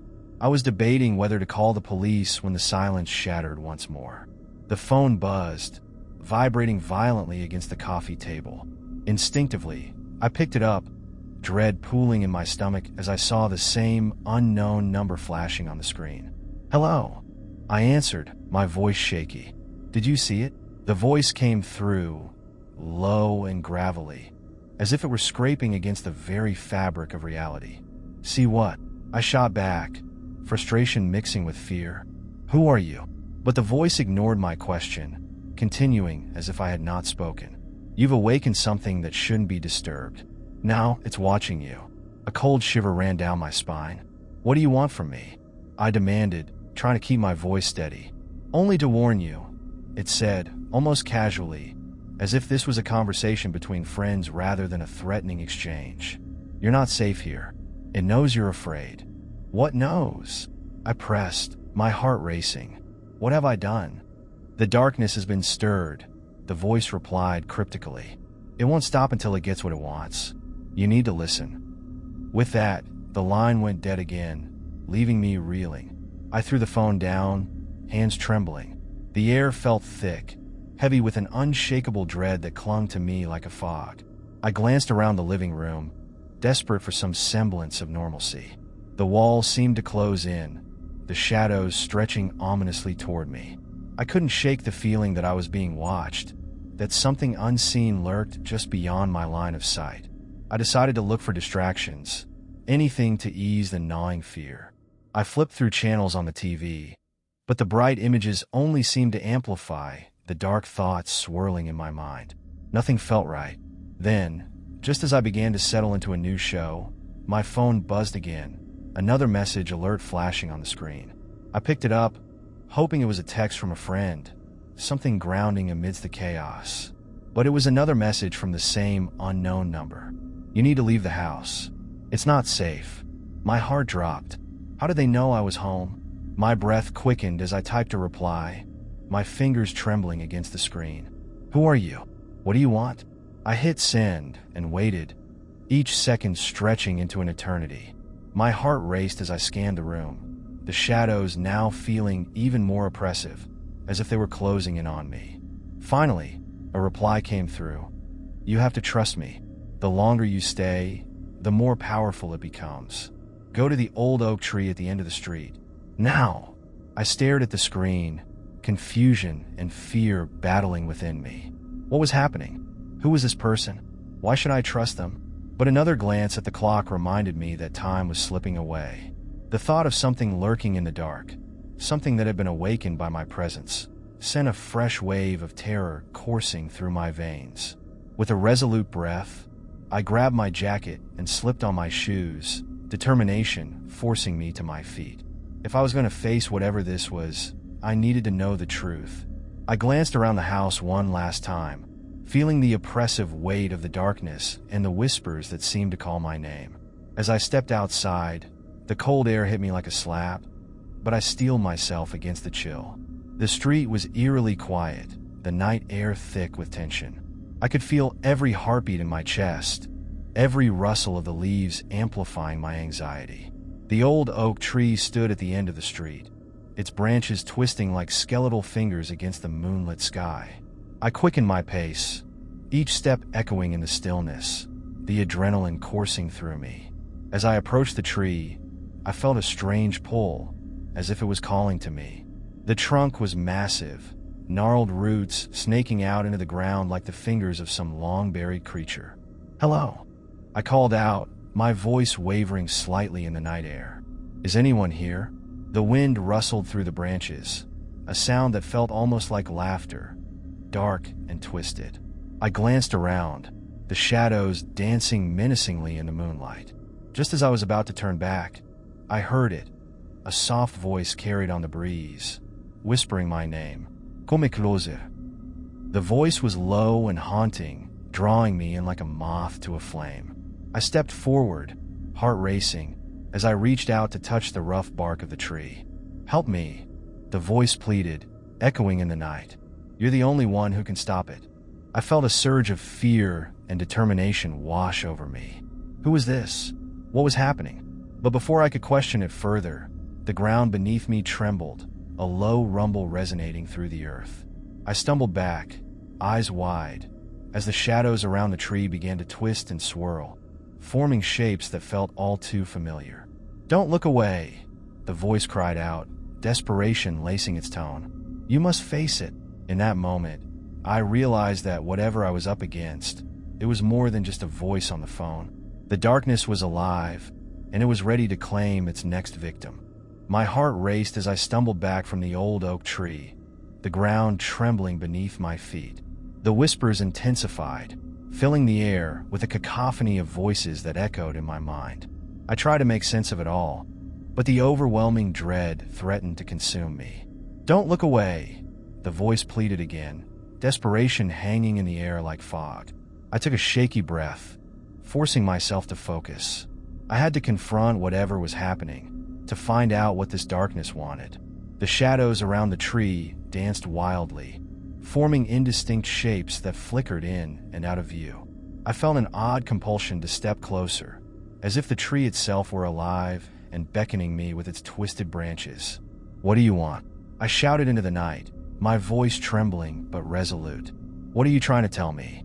The shadows coalesced, and from their depths, a figure emerged, half-formed, flickering like an old film reel.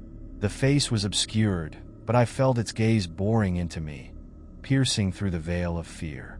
"You've awakened us," the figure whispered, its voice a haunting melody that sent chills down my spine. "And now, you must make a choice." "What choice?" I demanded, anger mixing with fear. "What have I done?" "Long ago, we were bound to this place, trapped by a dark magic that keeps us from moving on," the figure explained, its voice echoing through the night. "You, in your curiosity, have stirred that magic. You must decide whether to free us or join us in eternal darkness." The weight of its words sank in. I felt the air thicken, the shadows closing in as if waiting for my response.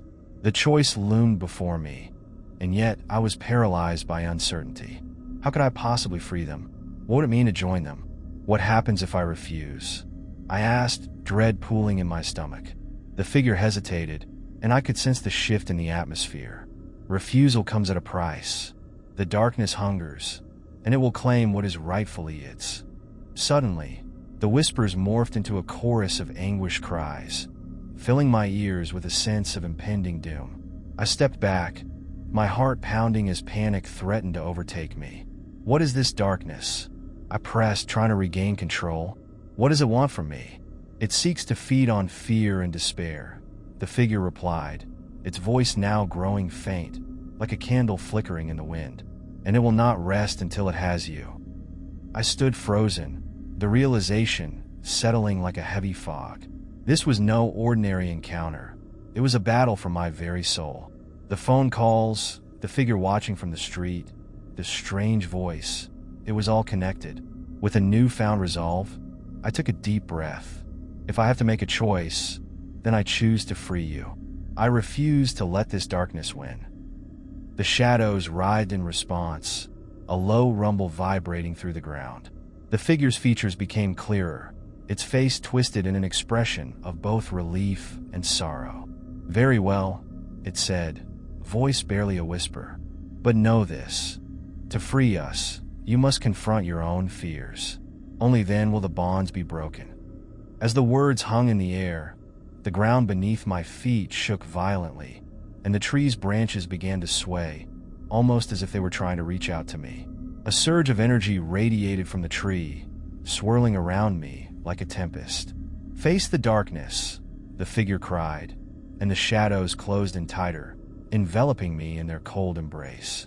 In that moment, I felt every fear I had ever buried rise to the surface, memories of abandonment, moments of failure, and all the things I had tried to forget. The darkness wrapped around me, whispering sweet nothings of despair, trying to pull me down into its depths. "No," I shouted, forcing myself to stand tall. "You won't take me." I focused on the figure, now dimming in the swirling shadows. "I will break this cycle. I refuse to be a pawn in this game." With that declaration, a surge of light erupted from within me, pushing back against the darkness. The shadows recoiled, twisting and writhing in response, and the figure before me grew brighter, its form becoming clearer. "Remember, your fear is your greatest weapon," it urged, its voice echoing with newfound strength. "Embrace it, and you can conquer the darkness." I nodded, feeling a surge of courage pulse through me. I closed my eyes, delving deep into my memories, confronting the shadows that had plagued me for so long. I felt the weight of my past pressing down, but I welcomed it, using that pain as fuel. "I am not afraid," I declared, my voice rising above the cacophony of whispers. "I choose to confront my fears, to fight against the darkness." As I spoke those words, a bright light enveloped me, pushing the shadows back with an intensity one had never felt before. I felt the grip of fear release its hold, and the darkness that had once seemed insurmountable began to dissipate. The figure in front of me transformed, its features becoming clearer. A woman, her face a mix of relief and gratitude. "You are strong," she said softly, "stronger than you realize." The shadows swirled violently one last time, their cries fading into the night as the light consumed them. With a final burst, the darkness was banished, and I stood alone beneath the oak tree, the air now still and peaceful. I opened my eyes, panting as the adrenaline coursed through me. The tree stood tall, its gnarled branches no longer threatening, but instead bathed in moonlight. "What now?" I whispered, looking around. The woman's spirit smiled, her form glowing softly. "You have freed us from the darkness. Now, you must protect yourself. The entity may return, but you have the strength to face it." With those final words, her figure shimmered and began to fade, leaving behind an echo of warmth that filled me with a sense of peace. As the night deepened, I made my way back home, the weight of the experience settling within me. I had faced the darkness, confronted my fears, and emerged stronger. But as I reached my door, the nagging feeling of unease returned. The night may have quieted, but I knew the battle was far from over. As I stepped through the threshold of my home, a familiar sensation washed over me, an uneasy mixture of relief and foreboding. The darkness that had plagued me for so long felt temporarily banished, yet I couldn't shake the feeling that it was merely waiting for its next opportunity to strike. The lights flickered as I moved through the living room, illuminating the shadows that danced along the walls. My heart still raced from the encounter with the figure at the oak tree. I had confronted my fears, but the memory of that haunting voice lingered in my mind. Settling onto the couch, I grabbed my phone, needing to ground myself in something familiar. I opened my contacts and scrolled through the names, hesitating as I landed on a friend from college, Sarah. I hadn't spoken to her in years, but something urged me to reach out. Maybe sharing my experience could help ease the lingering anxiety. Before I could change my mind, I sent her a text. "Hey, can we talk? I really need someone to listen." The minutes dragged as I waited for a reply, each tick of the clock amplifying my unease. Just as I began to question my decision, my phone buzzed. "Of course. What's up?" Sarah replied almost immediately. I took a deep breath, the weight of my experience spilling out in a stream of text. I recounted the phone calls, the shadowy figure, and the confrontation with the darkness at the old oak tree. I detailed everything I could remember, hoping to make sense of it all. "That sounds terrifying," she replied after a moment. "You need to be careful. Have you thought about talking to someone professionally? This could be a lot to handle." I frowned at her response. I knew she meant well, but I didn't want to be dismissed as just another person having a breakdown. I typed back quickly, "I'm fine. I just need to understand what's happening." After a brief pause, Sarah responded, "Well, have you thought about the history of the area? There could be something about the oak tree or the house that explains it." Her words struck a chord. I hadn't considered researching the history. Maybe there was a connection, a reason for the darkness I had encountered. "Thanks, I'll look into it." I texted back, feeling a renewed sense of purpose. As I put my phone down, I was struck by an idea. I had seen a dusty old book about local legends at the library, one that detailed the area's past. Perhaps it could shed light on my situation. I quickly changed into a jacket and stepped outside again, the cool night air wrapping around me like a cloak. The library was only a short walk away, and I hoped to find answers before the darkness could tighten its grip once more. As I walked, the streets felt unnervingly quiet, the usual nighttime sounds replaced by a heavy silence. Shadows seemed to flicker in the corners of my vision, but I dismissed them as tricks of the light. I focused on the library, determined to uncover the truth. Arriving at the library, I pushed open the heavy doors and stepped inside. The smell of old books surrounded me, a comforting scent that made me feel momentarily safe. I headed straight for the local history section, scanning the shelves for the book I remembered. After a few minutes of searching, I found it, Legends and Lore of Our Town. Dust motes danced in the air as I pulled it from the shelf, and I hurried to a nearby table. Flipping through the pages, I discovered tales of ghostly encounters, haunted places, and local myths. My heart raced as I skimmed through, looking for anything related to the oak tree or my home. Then I found it, a section titled The Whispering Oak, a Cursed Tree. My pulse quickened as I read the passage. Local legend has it that the Whispering Oak is cursed, bound by the sorrow of lost souls who were wronged. It is said that those who awaken its dark spirit must confront their deepest fears to free the trapped souls, or risk becoming part of the darkness forever. I felt a chill run down my spine. The description fit perfectly with what I had experienced. I needed to know more.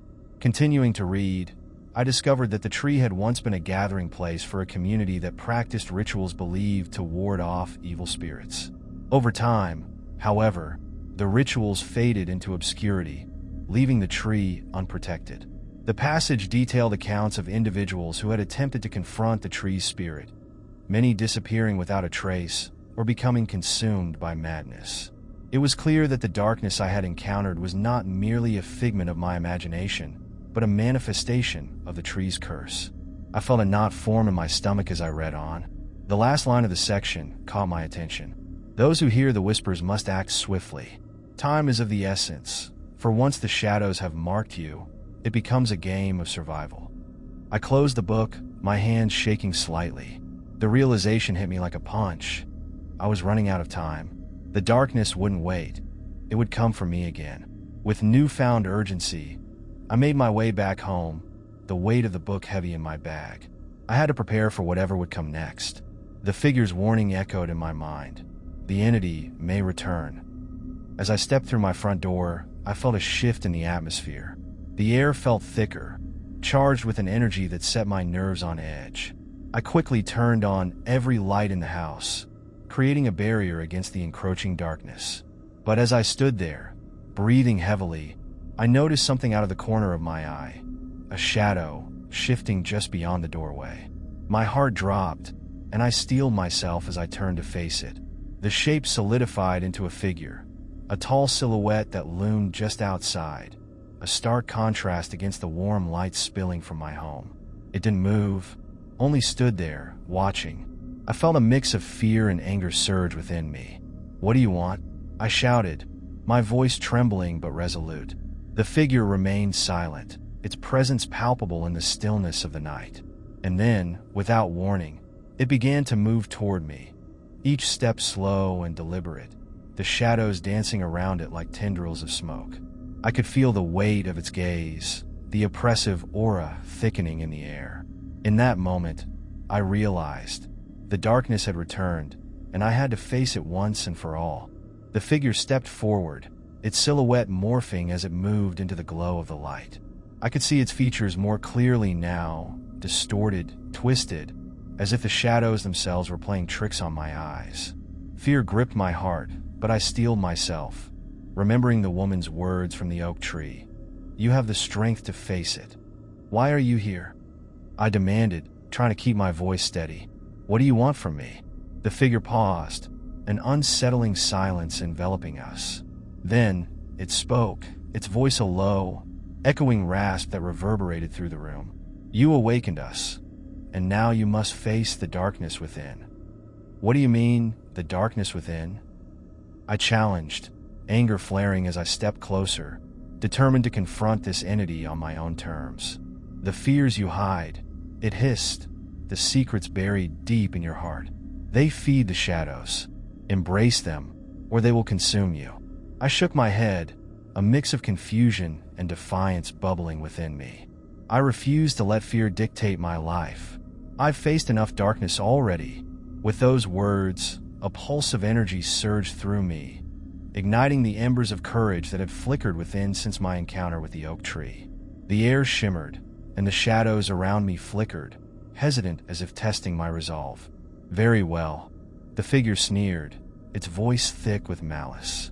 "But know this, the darkness is relentless, and it will not be silenced easily." In an instant, the room darkened, the lights flickering wildly before plunging me into semi-darkness. The figure loomed larger, an oppressive force that threatened to crush me under its weight. Memories surged through my mind, moments of doubt, regret, and pain. I felt the cold grasp of despair trying to pull me under, but I clung to the light within me, the flicker of hope that had brought me this far. "Enough!" I shouted, my voice ringing out with newfound clarity. "You do not control me. I choose to confront my fears, to own my darkness." The shadows writhed in response, twisting and curling around the figure, which recoiled slightly, its form flickering as if caught in a tempest. "You cannot escape what you are," it howled, desperation creeping into its tone. I took a deep breath, focusing on the warmth of my heart, the strength I had gathered from the experiences of the past few days. I embrace my fears. I acknowledge my pain, but I will not be defined by it. The room seemed to pulse with my declaration, a wave of energy radiating outward. The shadows faltered, the oppressive aura lifting slightly as light filled the corners of the room. "Face me, then," the figure bellowed, its voice shaking the walls. "Show me your strength." With a surge of determination, I stepped forward, my heart pounding with both fear and resolve. The shadows closed in around me, whispering doubts and fears, but I held my ground. I would not let them win. "I am stronger than you know," I declared, my voice ringing clear. "I am not alone. I carry the strength of all who have faced their darkness." As I spoke, I felt a light igniting within me, a fierce glow that pushed back against the encroaching shadows. The figure recoiled, its form flickering wildly, unable to withstand the force of my determination. "Your time is over," I cried, feeling the energy surge as I reached out, grasping the essence of the light within me. "I release you."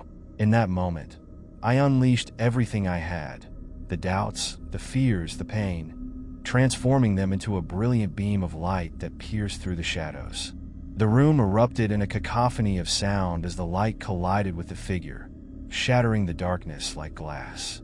A scream echoed through the air, a sound filled with anguish and desperation as the figure began to dissolve, the shadows dissipating into wisps of smoke. The room brightened, light flooding in and casting away the lingering remnants of fear. "No!" it howled, the voice growing fainter as the shadows unraveled around it. "You cannot escape your own nature." But as its voice faded, I felt a sense of release wash over me. The oppressive weight that had clung to my heart lifted, replaced by an overwhelming sense of freedom and lightness. In the stillness that followed, I took a deep breath, feeling the warmth of the light surround me. The fear that had once consumed me was gone, replaced by an empowering realization. I had faced the darkness and emerged victorious. The room was now bathed in soft light, the shadows retreating to the corners, no longer a threat. I stood there, trembling but alive, every fear I had faced transforming into strength. The figure was gone, but I knew the battle wasn't truly over. The darkness could return in other forms, but I was no longer afraid. I had confronted my fears, and now I could face whatever lay ahead. As I turned away from the doorway, I felt a lightness in my heart, a sense of renewal. I had broken the cycle, freeing not just myself but the spirits bound to that cursed tree. I grabbed my phone, fingers trembling slightly as I texted Sarah. I did it. I faced my fears. I am okay. Moments later, her response lit up my screen. "I'm proud of you. Let's meet up soon. You need to tell me everything." With a small smile, I put my phone down and looked around my home, now filled with light and hope. I could still hear the echoes of the night, the whispers of the shadows, but they no longer held power over me.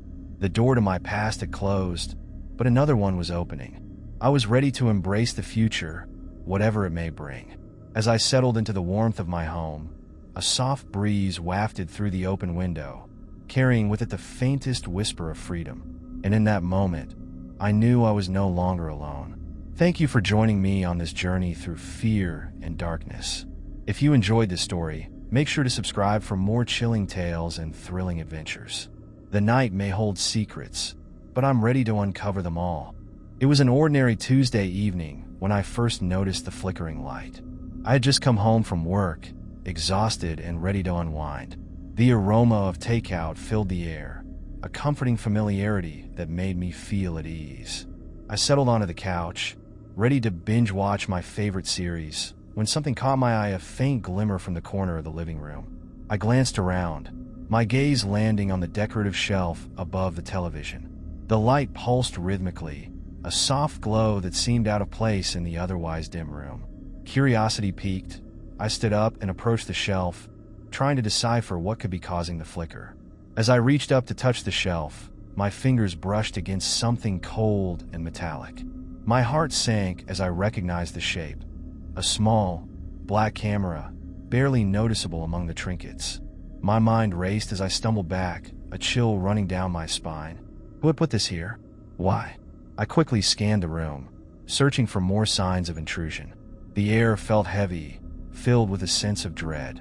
I'd always considered my home a sanctuary, a safe haven from the outside world. The idea that someone had invaded my personal space, capturing moments of my life without my consent, made my skin crawl. With trembling hands, I inspected the camera. It was well hidden, its lens almost camouflaged by the clutter surrounding it. I quickly unplugged it, my heart racing. I knew I needed to search for more. If one camera was here, there might be others lurking in the shadows. My mind raced as I moved from room to room, tearing through every corner of my home. I searched behind picture frames, beneath furniture, and inside closets. Each time I found nothing, the weight of paranoia settled deeper within me. I felt like I was being watched, an unsettling sensation that left me on edge. In the bathroom, I opened the cabinet under the sink, and my stomach dropped. There, hidden among the cleaning supplies, was another camera. It was pointed directly at the mirror. The realization sent a shiver down my spine. Someone had been watching me in my most private moments. I felt the walls closing in around me. Who was doing this? And for how long? My mind spiraled into a frenzy of possibilities, each more disturbing than the last. I had to get to the bottom of this, to find out who was behind this invasion of privacy. I decided to call my friend, Jenna, who lived just down the street. I needed someone to talk to, someone who could help me process this bizarre situation. As I dialed her number, my hands shook. What would I even say? "Hey, it's me," I said when she answered, trying to keep my voice steady. "Can you come over? I found something strange in my house." "Of course. What's going on?"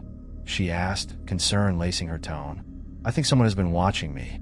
I found hidden cameras," I admitted, my heart racing. There was a moment of silence on the other end before she responded, "I'll be right over." I hung up, the anxiety swirling in my stomach. I paced the living room, glancing nervously at the door, waiting for her to arrive. The thought of being alone in the house while I knew there were cameras watching me sent my mind spiraling further into paranoia. What if whoever had placed them came back? Minutes felt like hours, and just as I was about to lose my composure, the doorbell rang. I rushed to open it, relief flooding my senses as Jenna stepped inside, her expression a mix of worry and curiosity. "What's going on?" she asked, her eyes scanning the room. "Follow me," I said, leading her to the living room. I pointed to the shelf, the camera sitting there like a sinister ornament. Her eyes widened as she took in the scene. "Oh my God, are you serious? I know it sounds crazy, but I found another one in the bathroom. There might be more," I explained, my voice rising with each word. We searched the house together, pulling apart every nook and cranny. Jenna found one hidden behind the curtains in the bedroom, its lens glinting like an eye watching us. The more we uncovered, the more violated I felt. This was my home, a place where I should feel safe and secure. Who would do this? Jenna whispered, her voice barely above a breath. "I have no idea. I've never had any issues before. No stalkers, no weird neighbors," I replied, frustration lacing my voice. "But someone clearly has a motive." Just then, my phone buzzed, breaking the heavy silence. I glanced down, and my heart raced as I read the message. "I've been watching you." I felt the blood drain from my face. "Oh my God, Jenna, look." I showed her the screen, my hands shaking uncontrollably. She paled, and we shared a frantic glance. "You need to call the police," she urged, her voice steadying as she realized the gravity of the situation. "Right? Yes, I need to do that," I stammered, scrambling to find the number. As I dialed, my mind raced. What would I tell them? That I found hidden cameras in my home? That someone was watching me? What if they didn't believe me? 911. "What's your emergency?" The operator's voice crackled through the line. I think someone has been spying on me. I found hidden cameras in my house." I blurted out, the urgency in my voice rising. "Stay calm, ma'am. Can you give me your address?" the operator asked, her tone professional and reassuring. As I relayed my address, I felt a wave of relief wash over me. Help was on the way, and maybe, just maybe, I would finally get some answers. Jenna stayed close, her presence grounding me as I recounted everything I had found. We waited anxiously, jumping at every sound. The tension hung thick in the air, a palpable reminder that we were not alone in this house. After what felt like an eternity, the sound of sirens broke through the stillness of the night. Relief surged within me as I rushed to the door to let the officers in. "Can you show us what you found?" one of the officers asked, his tone serious but compassionate.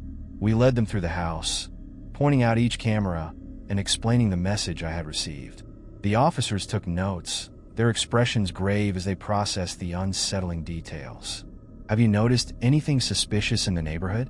Any strange vehicles or people hanging around?" one officer asked, glancing around as if searching for hidden threats. I shook my head, frustration bubbling to the surface. "No, nothing. It's a quiet area. I don't understand how this could happen." After a thorough search of the house, the officers promised to investigate and advised me to stay vigilant. They reassured me that they would do everything possible to catch whoever was responsible for this invasion of privacy. As they left, I felt a mix of relief and lingering fear. The immediate danger had passed, but the knowledge that someone had been watching me sent chills down my spine. My home no longer felt safe. Jenna stayed with me that night, refusing to let me be alone. We talked about everything, our childhood, our dreams, even the silly things we used to do together. But the underlying tension never fully dissipated. Every creak of the house sent shivers down my spine.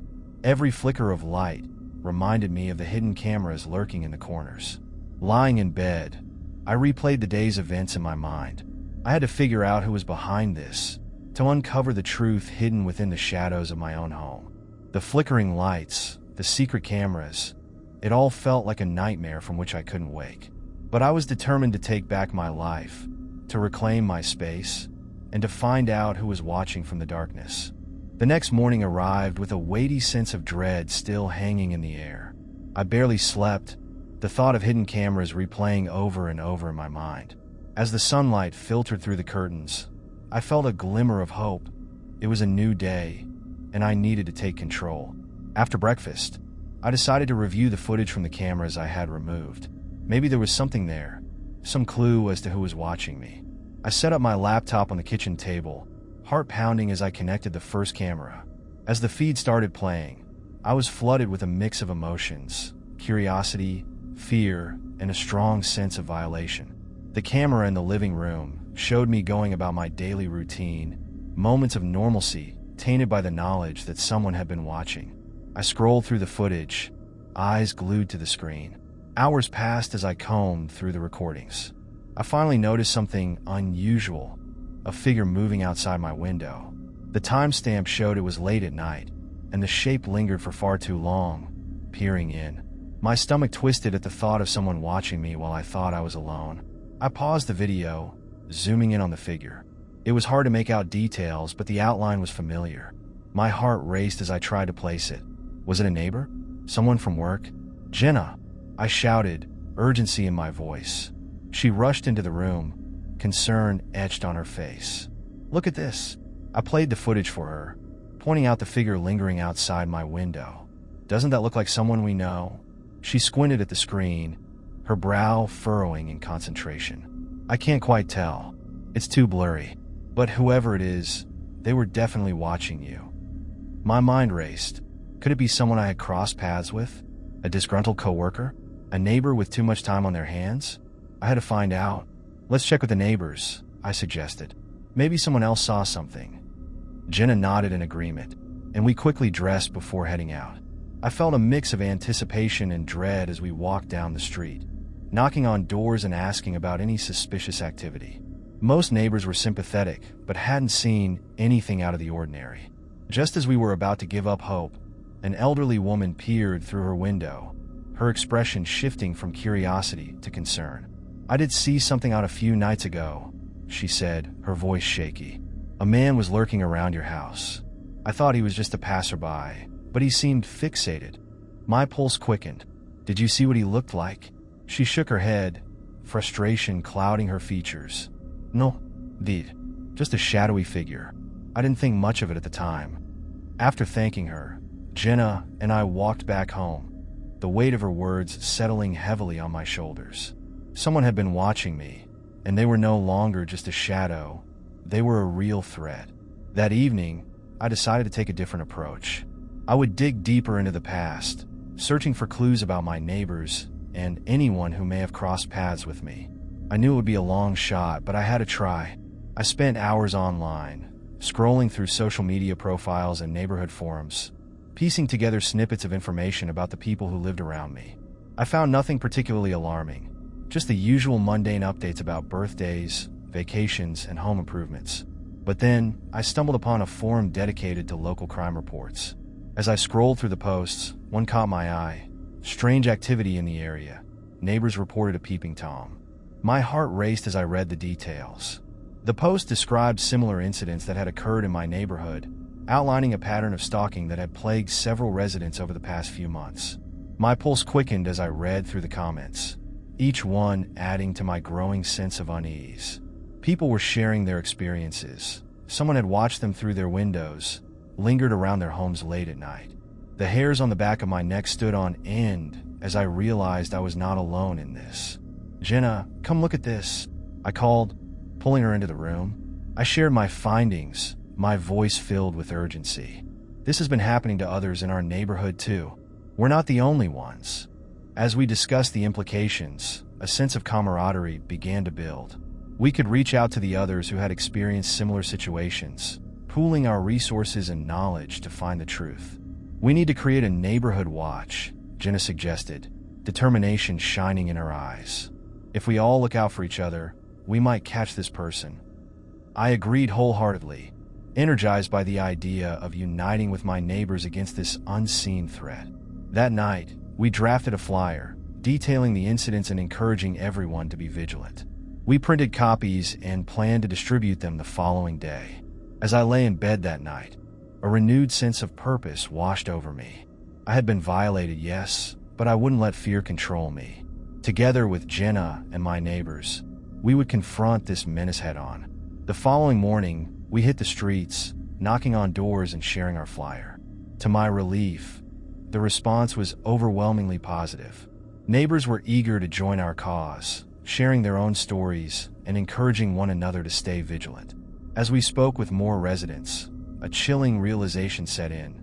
The figure from the footage, the shadowy presence that had invaded my home, was still out there.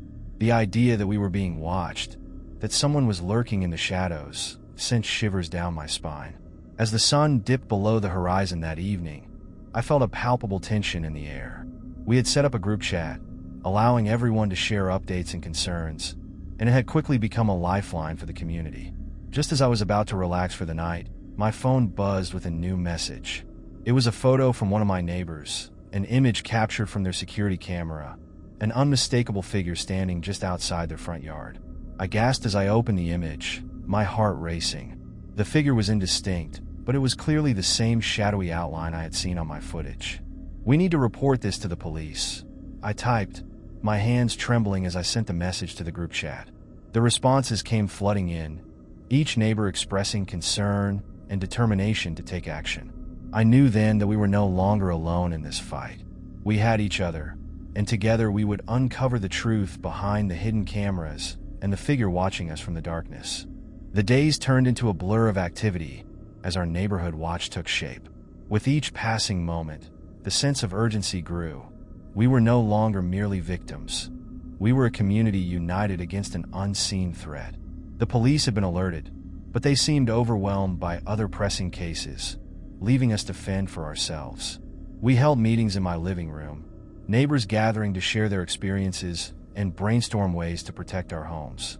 Jenna took charge of creating a neighborhood map, marking homes that had reported suspicious activity and potential sightings of the shadowy figure.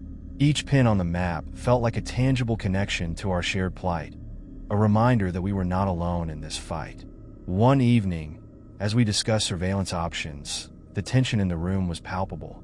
"What if we set up a rotation for nighttime watch?" suggested Mrs. Thompson, an elderly woman from down the street. "If we can keep an eye out, maybe we can catch whoever is doing this." The idea was met with enthusiastic agreement. We split the nights into shifts, ensuring that at least one house was occupied and alert to any strange activity. I felt a mixture of anxiety and hope. It was a small step, but it gave us a sense of control in a situation that had spiraled into chaos. As the first night of our watch approached, I prepared myself for a long, restless evening. Jenna stayed over to keep me company, and we set up a makeshift command center in the living room, equipped with flashlights, walkie-talkies, and our phones.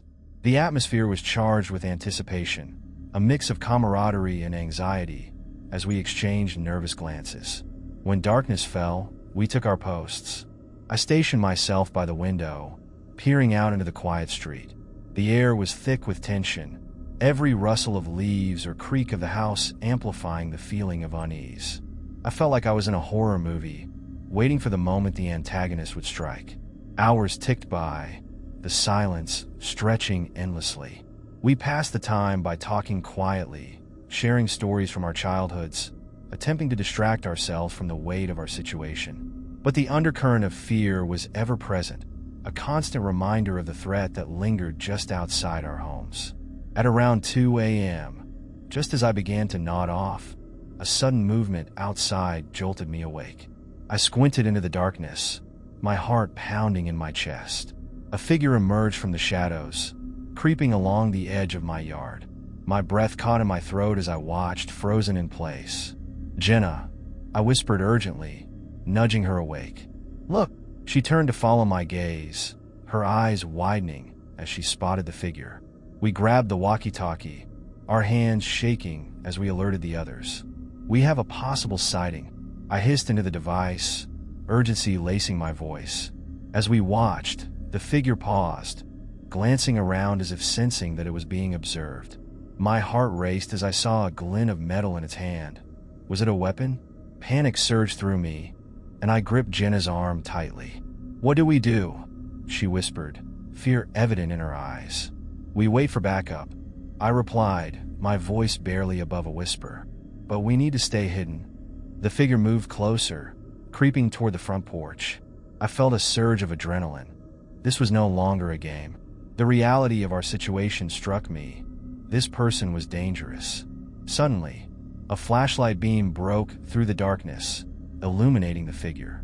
It froze, the light catching its face for a brief moment before it turned and bolted into the shadows. I felt a mix of relief and frustration. We had come so close to confronting the intruder, only to have them slip away again. "Did you see that?" Jenna exclaimed, her voice shaking. "We have to tell the others." We rushed to gather our neighbors, sharing what we had seen. The group sprang into action, some suggesting we search the area while others urged caution. "We need to be smart about this," one man advised. "We don't know what we're dealing with." Despite the fear coursing through my veins, I felt a spark of determination. We couldn't let fear dictate our actions. We had come together for a reason, to reclaim our safety. As we fanned out into the night, flashlights cutting through the darkness, I couldn't shake the feeling that we were being watched. The thrill of the hunt pulsed through me, but so did an undercurrent of dread. We searched for what felt like hours, checking backyards and alleys, calling out to each other as we ventured deeper into the shadows. With every creak and rustle, my anxiety escalated. Just as I was beginning to lose hope, we spotted something glimmering on the ground, a small object partially buried in the grass. I bent down to investigate, and my heart sank as I recognized it. A black casing, identical to the ones I had found in my home. "Guys, look," I called, holding it up for everyone to see. "It's another camera." The group gathered around, their expressions a mixture of shock and anger. "This is getting out of hand," Jenna said, her voice trembling. "Whoever is doing this is escalating." "Let's take it to the police," I suggested, my mind racing. "They need to see this." We returned to our homes, the adrenaline of the night still coursing through our veins. I felt a renewed sense of urgency as we gathered in my living room once more. I called the police, my hands shaking as I recounted our findings, the urgency in my voice unmistakable. After a short wait, the officers arrived, taking the camera and promising to investigate further. They asked us questions about our watch and the figure we had seen, but I could tell they were growing frustrated with the lack of concrete evidence. As they left, I felt a mix of hope and despair. We had found another camera, but it felt like we were still miles away from uncovering the truth. The figure was still out there, lurking in the shadows, watching us. That night, I lay in bed, my mind racing. I couldn't help but think about the implications of everything we had uncovered. Whoever was behind this was playing a dangerous game, and I was determined to turn the tables. I resolved to dig deeper, to uncover the identity of this shadowy figure once and for all. I knew it wouldn't be easy, but I had my neighbors by my side. Together, we would reclaim our safety and confront the person who dared to invade our lives. The next few days passed in a haze of anticipation and anxiety. I was consumed by the mystery of the hidden cameras and the elusive figure that had invaded our lives. With each passing moment, the sense of urgency intensified. I knew that we were close to uncovering something significant, but the fear of what we might find lingered like a dark cloud. In the evenings, our neighborhood watch continued, each night bringing us closer to the truth. The police had promised to increase their patrols, but we all knew that true safety lay in our own vigilance. Jenna and I spent hours reviewing the footage from the cameras we had collected, hoping to spot something that could lead us to our stalker. One evening, while we were huddled over the laptop, Jenna gasped, "Wait, look at this." She paused the video feed from the camera we found in the yard, and I leaned in closer, my heart racing. On the screen, a figure was moving through the frame. This time, it was clearly visible. The timestamp showed it was just a few nights ago. "There's something about the way they walk," Jenna muttered, squinting at the screen. I felt a chill run down my spine as I noticed the familiar gait. "That looks like someone from the neighborhood," I whispered, the realization hitting me like a ton of bricks. "Who?" Jenna asked, her brow furrowing in confusion. "Remember Mark, the guy who lives 2 doors down? He's always hanging around outside when we've had our neighborhood meetings." Jenna's eyes widened. "You think it could be him?" "I don't know, but we need to find out." I felt a rush of determination. This was the lead we had been waiting for.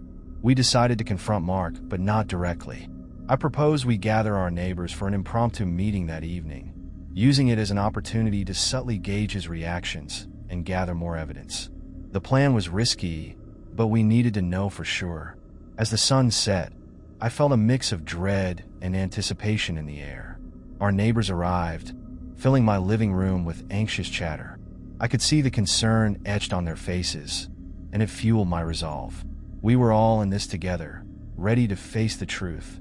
Once everyone was settled, I initiated the discussion, laying out our findings without revealing our suspicions about Mark.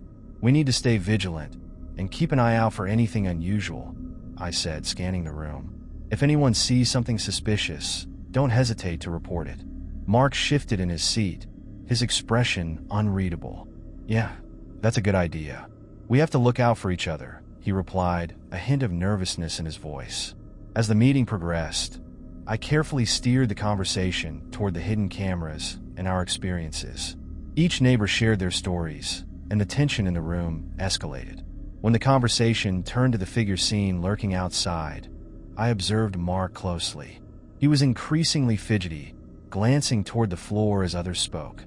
I felt a surge of suspicion, but chose to remain calm. Finally, I decided to address the elephant in the room. "I think it's time we discuss what we do if we catch the person responsible. We need to know how to react."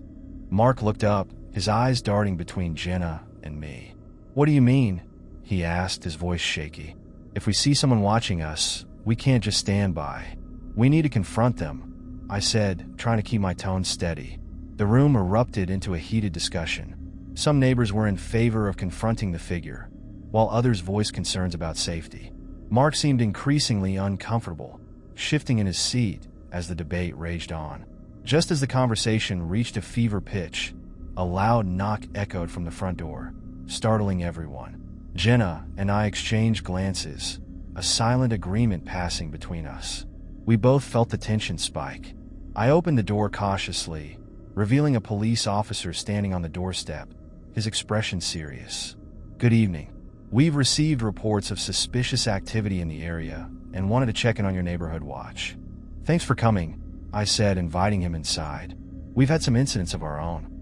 As the officer listened to our stories, I couldn't help but glance at Mark. He was visibly sweating now, his demeanor shifting from nervous to agitated. When the officer asked about our findings, I hesitated before bringing up the footage we had gathered. We think we might have seen someone who resembles a neighbor lurking around.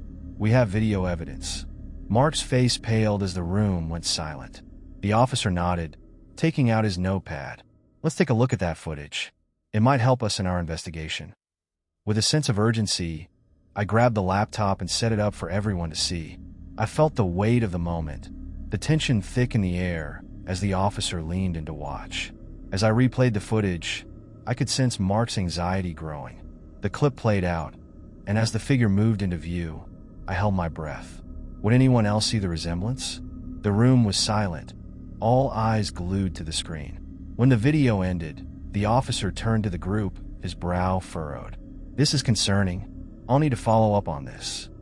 Mark shifted uncomfortably, sweat glistening on his forehead. I don't know what you guys are talking about. That could be anyone. Why are you so defensive? Jenna shot back, her voice laced with frustration. You seem to know an awful lot about what this person looks like. The atmosphere in the room shifted dramatically, tension crackling like electricity. Mark's eyes darted around, and I could see the panic setting in. I'm just saying it's not right to jump to conclusions, he stammered, his bravado faltering. The officer stepped forward, his demeanor firm but calm. I suggest we all take a breath. This is a serious situation, and jumping to conclusions won't help us. We need to gather more evidence. As he spoke, I felt my heart racing. This was the moment I had been waiting for, the chance to confront the threat directly. Mark, I said, locking eyes with him, we're trying to keep our community safe. If you know something, now's the time to speak up. His gaze dropped to the floor, and I sensed a shift in the room. The air grew heavy with unspoken words, the tension palpable. I don't know anything, he finally muttered, but his voice lacked conviction. Then why do you look guilty? Jenna challenged, her tone unwavering. As the officer took notes and questioned the other neighbors, I felt a surge of determination. We were closer than ever, to unmasking the person behind the cameras and the lurking figure. As the meeting wrapped up, the officer promised to follow up on our findings. I could see the wheels turning in everyone's minds. We were all in this together, and now more than ever, we needed to support one another. Later that night, I lay in bed, replaying the events in my mind. The confrontation had been electric, but I still had doubts. Did Mark know more than he was letting on? And who was truly watching us from the shadows? With these thoughts swirling in my mind, I drifted off to sleep, determined to uncover the truth. The hunt for answers was far from over, and I knew we had to remain vigilant. The days that followed were a whirlwind of tension and anticipation. Each time I stepped outside, I felt the weight of eyes watching me, whether from the shadows or from within our own community. Jenna and I kept our vigil alive, working tirelessly to uncover the truth. Every meeting with our neighbors seemed to heighten the stakes, especially after Mark's suspicious behavior. We gathered again that Friday evening, an air of anxiety hanging over us as we sat up in my living room. Neighbors whispered among themselves, their faces etched with concern. I took a deep breath, trying to project calmness despite the storm brewing inside me. Tonight, we need to make a plan, I began, scanning the room for reactions. We can't let fear rule us. We need to confront this situation head on. Mark sat quietly in the corner, his face pale, and I couldn't help but notice his eyes darting toward the door as if contemplating escape. What if we set a trap? Jenna suggested, her voice steady. We could leave one of the cameras outside, a decoy. If our stalker shows up again, we'll catch them in the act. The room buzzed with excitement, and I could see the glimmer of hope in my neighbor's eyes. This was the moment we'd been waiting for, the chance to turn the tables. I agree, I said, feeling a surge of adrenaline. If we can capture this person on film, it'll give the police something concrete to work with. After some discussion, we settled on a plan. We would place a camera in my yard, where it had a clear view of the street and our homes. The neighbors volunteered to take shifts, watching from inside their own houses. As night fell, the tension reached a fever pitch. I watched as Jenna carefully positioned the camera, making sure it was hidden, but still had a clear line of sight. We felt like a team of investigators, united in our quest for answers. Once the camera was set, we all retreated to our homes, the anticipation electric in the air. I could hardly focus on anything else, my mind racing with what might unfold. Would we finally confront our stalker? Would it be someone we never suspected? Hours passed, and the silence of the night wrapped around us like a shroud. I felt the weight of dread hanging heavy in my stomach, my heart racing at every creak of the house. I kept glancing at my phone, waiting for a message from Jenna or any sign that something was happening. Then, just after midnight, my phone buzzed. It was a message from Jenna. "He's here. Come quick." Panic surged through me as I dashed to grab my jacket and raced outside. My heart pounded in my chest as I hurried to Jenna's house, the night air thick with tension. I could see her silhouette in the window, frantically waving me over. "He's standing in your yard," she whispered urgently as I reached her side. "Look." I turned to peer out the window, and my breath caught in my throat. There, in the dim light, was the shadowy figure lurking just outside my home. My heart raced as I realized the moment we had been waiting for was finally upon us. "We need to get the police," I exclaimed, already reaching for my phone, but Jenna grabbed my arm. "No, let's see what he does first. We need evidence." Reluctantly, I nodded. We needed to capture this moment. I could hardly breathe as I watched the figure move, glancing around nervously, as if aware of being watched. The minutes dragged on, the atmosphere thick with anticipation. I felt a mix of fear and determination coursing through my veins. Who was this person? What were their intentions? Suddenly, the figure crouched low, reaching towards something on the ground. My stomach dropped. Was he planning something? My instincts kicked in, and I felt a surge of anger and fear. "Let's go," I whispered urgently. "We can't wait any longer." We hurriedly made our way outside, our footsteps muffled against the grass. As we approached, I could see the figure more clearly. It was definitely a man, dressed in dark clothing, and my heart raced as he turned suddenly, startled by our presence. "Hey, what are you doing?" I shouted, trying to sound more confident than I felt.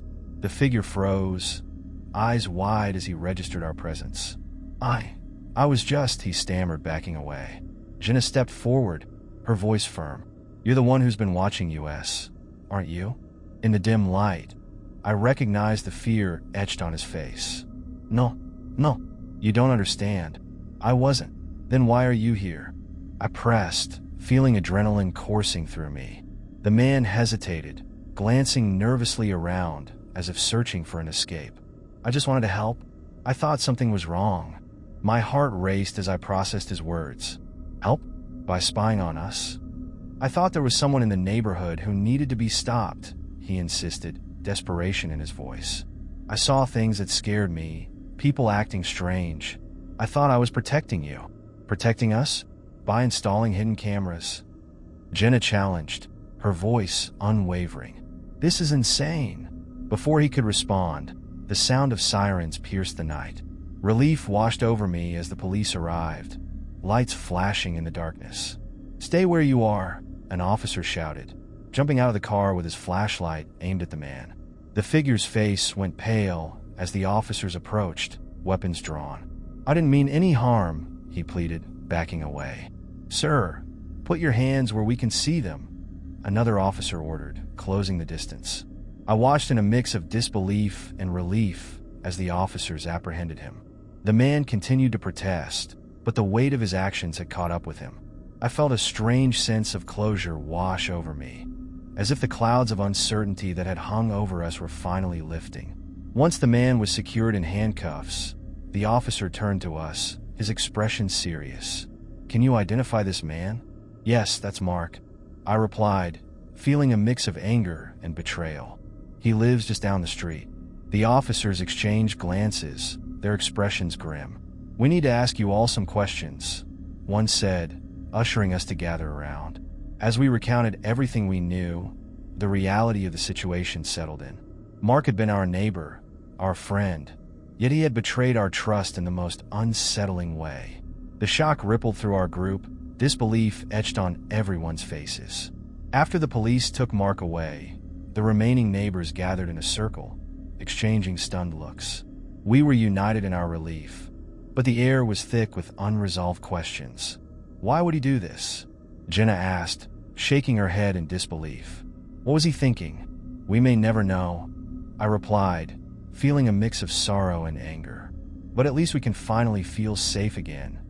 As the night wore on, we shared our thoughts and fears, united by the experience. It was a moment of vulnerability, but also of strength. We had faced a dark chapter together and emerged on the other side, stronger and more connected. Eventually, as dawn began to break, I returned home, feeling a strange mix of exhaustion and exhilaration. I had learned that our sense of safety lay not only in the absence of danger, but also in the bonds we forged with those around us. As I settled into bed, the morning light filtering through the curtains, I felt a sense of peace envelop me. The nightmare of being watched had come to an end, but it had left a lasting mark on all of us. I resolved to cherish the connections we had formed, the strength we had found in each other. Our neighborhood would heal, and together, we would continue to watch over one another. Don't forget to subscribe in the channel and like the video for more contents. In the heart of the bustling city, the Ainsworth Tower stood tall, its sleek glass facade reflecting the myriad of lives that flowed in and out of its doors each day. It was a building that housed everything from tech startups to law firms, and its elevators buzzed with the energy of the people who worked within. Among them was Mia, a graphic designer who thrived on the city's vibrant pulse. But today, she felt an unsettling change in the atmosphere around her. It was a rainy Tuesday, and the drumming of the raindrops against the glass windows of her office had created a cozy cocoon, lulling her into a state of productivity. As the clock approached 6, she decided to call it a day, gathering her things with a sense of satisfaction. Little did she know that her evening commute would take a turn into the unsettling. Mia stepped into the elevator, a place that usually felt mundane and routine. She pressed the button for the ground floor, the soft chime echoing in the enclosed space. The doors closed smoothly, and she leaned against the cool metal wall, scrolling through her phone as the elevator began its descent. As the elevator glided down, she noticed a strange sensation, as if the air had thickened around her. A flicker of unease crept into her mind, but she shrugged it off. Maybe it was the rain, the gray sky bleeding into her mood. Just as she was about to distract herself further with her phone, the elevator jolted, coming to an abrupt halt between floors. Mia's heart raced. She had heard stories of elevators getting stuck, but this was her first experience. She pressed the buttons repeatedly, her finger tapping anxiously against the unresponsive panel. "Come on," she muttered under her breath, frustration boiling over. After a moment, the overhead light flickered, and just as she contemplated calling for help, the elevator door creaked open a few inches. A figure stood there, partially obscured in shadow. Mia squinted, trying to make out who it was. "Excuse me, do you need help?" she called out, her voice tinged with both hope and apprehension. The figure stepped forward, revealing a tall man dressed in a dark coat, his face partially hidden beneath the brim of a worn hat. His expression was unreadable, a blend of calm and something she couldn't quite place. Was it indifference or something more ominous? "I'm fine," he replied, his voice smooth yet distant, almost as if he were speaking from a great distance. "But I think you might want to come with me." Mia's instinct screamed at her to stay put. "I'm just trying to get to the ground floor," she said, trying to sound confident. He tilted his head slightly, his eyes locking onto hers with an intensity that sent chills down her spine. "It's safer with me," he insisted, stepping closer as the doors creaked wider, revealing the dimly lit corridor beyond the elevator. A myriad of thoughts raced through her mind. What did he mean by safer? Why did she feel so unnerved? "No, thank you. I'll wait for the elevator to start again," she replied firmly, hoping to assert her independence. The man's expression darkened slightly, though his demeanor remained calm. "Suit yourself," he said, his voice now carrying an eerie undertone. "But you should know that not everyone in this building has your best interests at heart." As he spoke, the lights flickered again, and for a brief moment, she felt an overwhelming sense of dread. The words hung in the air like a weight, an ominous warning that sent her heart racing. "Who are you?" she demanded, her voice trembling slightly now. "I'm just someone who knows," he replied cryptically, stepping back as if to allow her space, but still lingering just outside the elevator door. Sometimes it's better to listen to the silence. Before she could respond, the elevator jolted again, and the doors began to slide shut. The man's face twisted into a strange smile, his eyes glinting with something she couldn't decipher. "Remember, Mia, silence has its secrets." As the doors clicked shut, she felt a rush of relief and confusion. The elevator resumed its descent, and she stood there, trying to catch her breath. What just happened? Who was that man? And why did his words send chills down her spine? When the elevator finally reached the ground floor, Mia rushed out, her heart still pounding.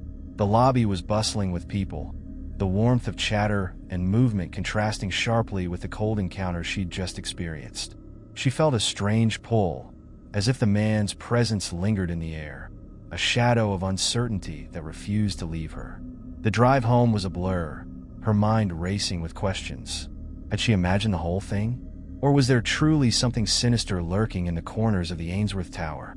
As she lay in bed that night, staring at the ceiling, she couldn't shake the feeling that she had crossed paths with something otherworldly, something that had whispered secrets meant to remain hidden. The following morning, Mia woke with a lingering sense of unease.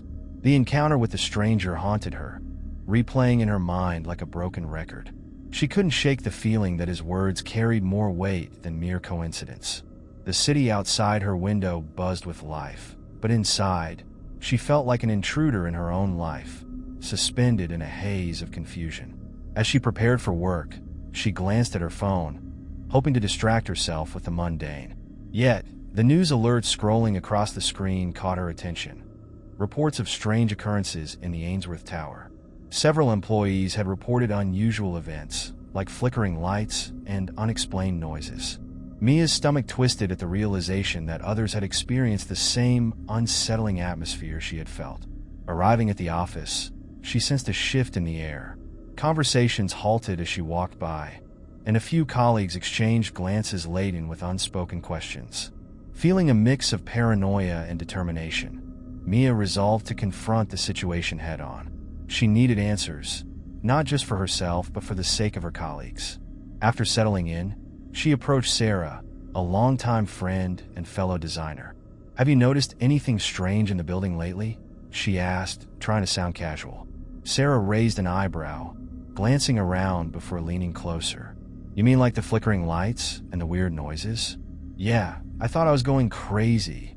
Mia felt a flicker of hope. "I saw a man in the elevator yesterday, and he said something strange to me. He implied that there's something sinister going on." Sarah's expression shifted to one of concern. "That sounds creepy. Are you okay? Maybe you should report it." Before Mia could respond, the office manager entered, announcing an emergency meeting for all staff.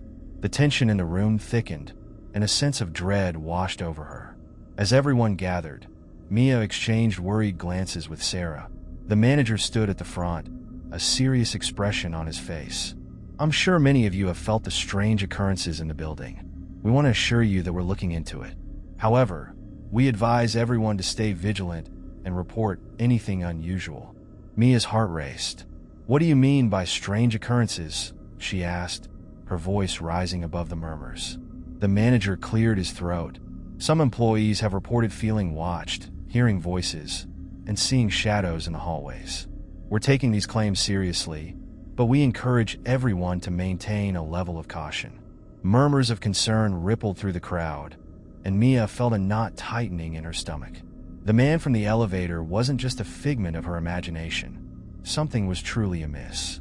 After the meeting, she and Sarah huddled together in the break room. "What do you think is happening?" Mia asked, her voice barely above a whisper. "I don't know, but it's unsettling," Sarah replied, her eyes wide with fear. "Maybe we should investigate. There has to be something connecting these incidents." Mia hesitated, the weight of the unknown pressing down on her. What if we're just making it worse? What if we find something we're not ready for? But Sarah's determination was infectious. "We can't ignore this. If there's something sinister at play, we need to know." That afternoon, they decided to explore the building after hours, a decision fueled by both curiosity and a sense of urgency. As the workday wound down, the office gradually emptied, leaving an eerie silence in its wake. The fluorescent lights flickered above them, casting long shadows across the floor as they gathered their things. Mia felt her heart race with each step they took through the deserted halls. The once familiar corridors now felt claustrophobic, the air thick with an unsettling energy. They headed towards the basement, where maintenance workers had reported odd noises. As they descended the stairs, the flickering lights intensified, casting erratic shadows that danced along the walls. Each step echoed ominously, and Mia couldn't shake the feeling that they were being watched. "Are you sure this is a good idea?" she whispered to Sarah, who pressed on, determination etched on her face. "I just want to see what's going on down here," Sarah replied, her voice steady. Reaching the basement, they found a long, narrow corridor lined with storage rooms. The air felt colder, and an unsettling silence enveloped them. "What do you think we're going to find?" Mia asked, her voice barely above a whisper.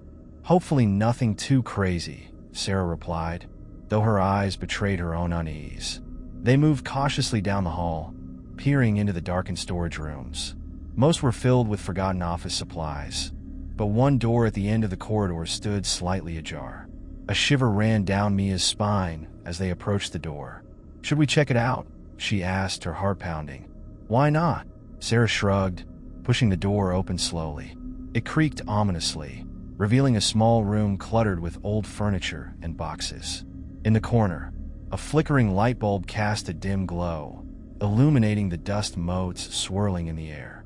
Mia stepped inside, her senses heightened. "This place feels off," she murmured, glancing around. Just then, she caught sight of something on the floor, a notebook, weathered and worn. She picked it up, the pages crinkling beneath her fingertips. Flipping it open, she began to read. The entries were dated years back, filled with frantic scrawls about the Watcher and the silence.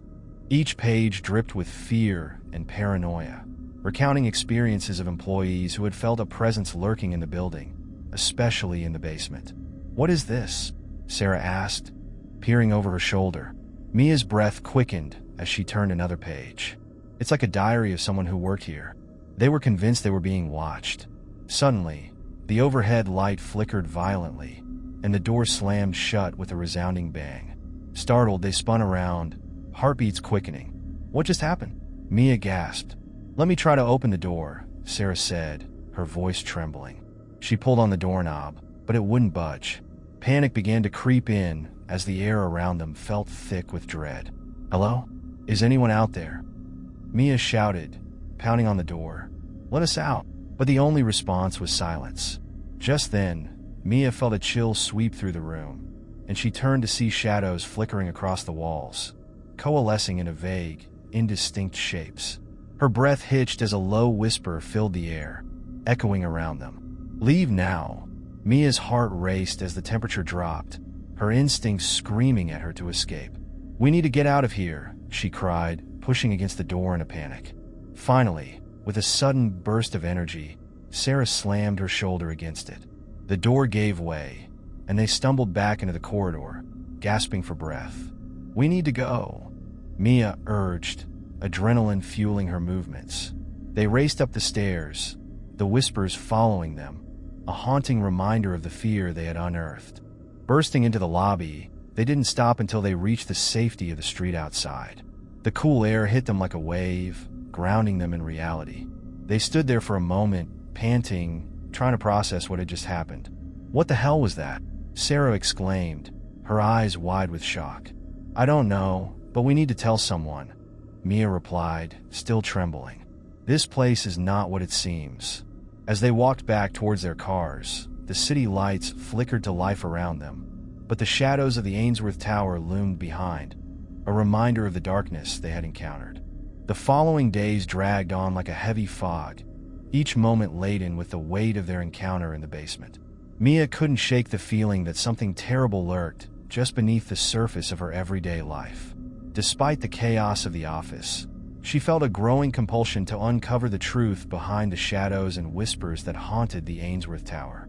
She and Sarah spent their lunch breaks poring over old building records and news articles, hoping to find clues about the previous tenants and the history of the place. Their research revealed a disquieting pattern. The tower had been home to a series of strange events and unexplained disappearances dating back decades. Each incident seemed to echo a similar theme: the feeling of being watched, unexplained voices, and the presence of a mysterious figure. One evening, Mia found herself sitting alone in her apartment, surrounded by a fortress of papers and notes. The rain tapped against her window, mirroring the rhythmic drumming in her chest as she mulled over the unsettling information they had gathered. She needed to get to the bottom of this. With a renewed sense of determination, Mia called Sarah. "We need to go back to the building tonight. I can't stop thinking about that notebook. There has to be more to uncover." After a brief pause, Sarah responded, her voice hesitant yet resolute. "Okay, let's do it. But we need to be careful." That night, as the city settled into a hush, Mia and Sarah made their way back to the Ainsworth Tower. The streets were slick with rain, and the building loomed above them, its windows dark and foreboding. The pair slipped inside through a side entrance, where the shadows seemed to cling to them like a second skin. They navigated the dimly lit corridors, heading once more to the basement. The air felt heavier this time, charged with an electric tension that made Mia's skin crawl. "Do you hear that?" Sarah whispered as they approached the door to the small storage room. Mia strained to listen, her heart pounding in her ears. A faint murmur drifted from behind the door, like the echoes of a long-forgotten conversation. "It's coming from inside," she said, her voice trembling. Taking a deep breath, they pushed the door open, the creaking hinges sounding like a warning. The light flickered above, casting eerie shadows as they stepped inside. The room looked the same as before, cluttered, dusty, and dimly lit. But this time, the notebook sat open on the floor, pages fluttering as if a breeze had swept through. Mia knelt down to pick it up, feeling a chill run down her spine. The scrawled handwriting was frantic, filled with new entries. "They're watching. I can feel them in the walls." One page read. Another warned, "Do not trust the silence. It hides the truth." "What does this mean?" Sarah asked, peering over Mia's shoulder. "Is this someone else's journal? Did they know about the man we saw?" "I think they did," Mia replied, flipping through the pages. "Look at this." She pointed to a date that matched the timing of their own experiences, 3 months prior. This person wrote about feeling increasingly paranoid, like someone was following them. As she continued to read, a sudden chill filled the room, and the overhead light flickered violently again. "We need to leave," Sarah urged, stepping back towards the door. But as Mia stood, the notebook slipped from her hands, fluttering to the ground. "Wait," she said, bending down to pick it up, but her fingers grazed something cold and metallic on the floor beneath the pile of dust. She pulled it out, revealing an old key, rusty and worn. "What's that?" Sarah asked, eyes wide with curiosity. "I don't know, but it feels important." Mia examined it closely.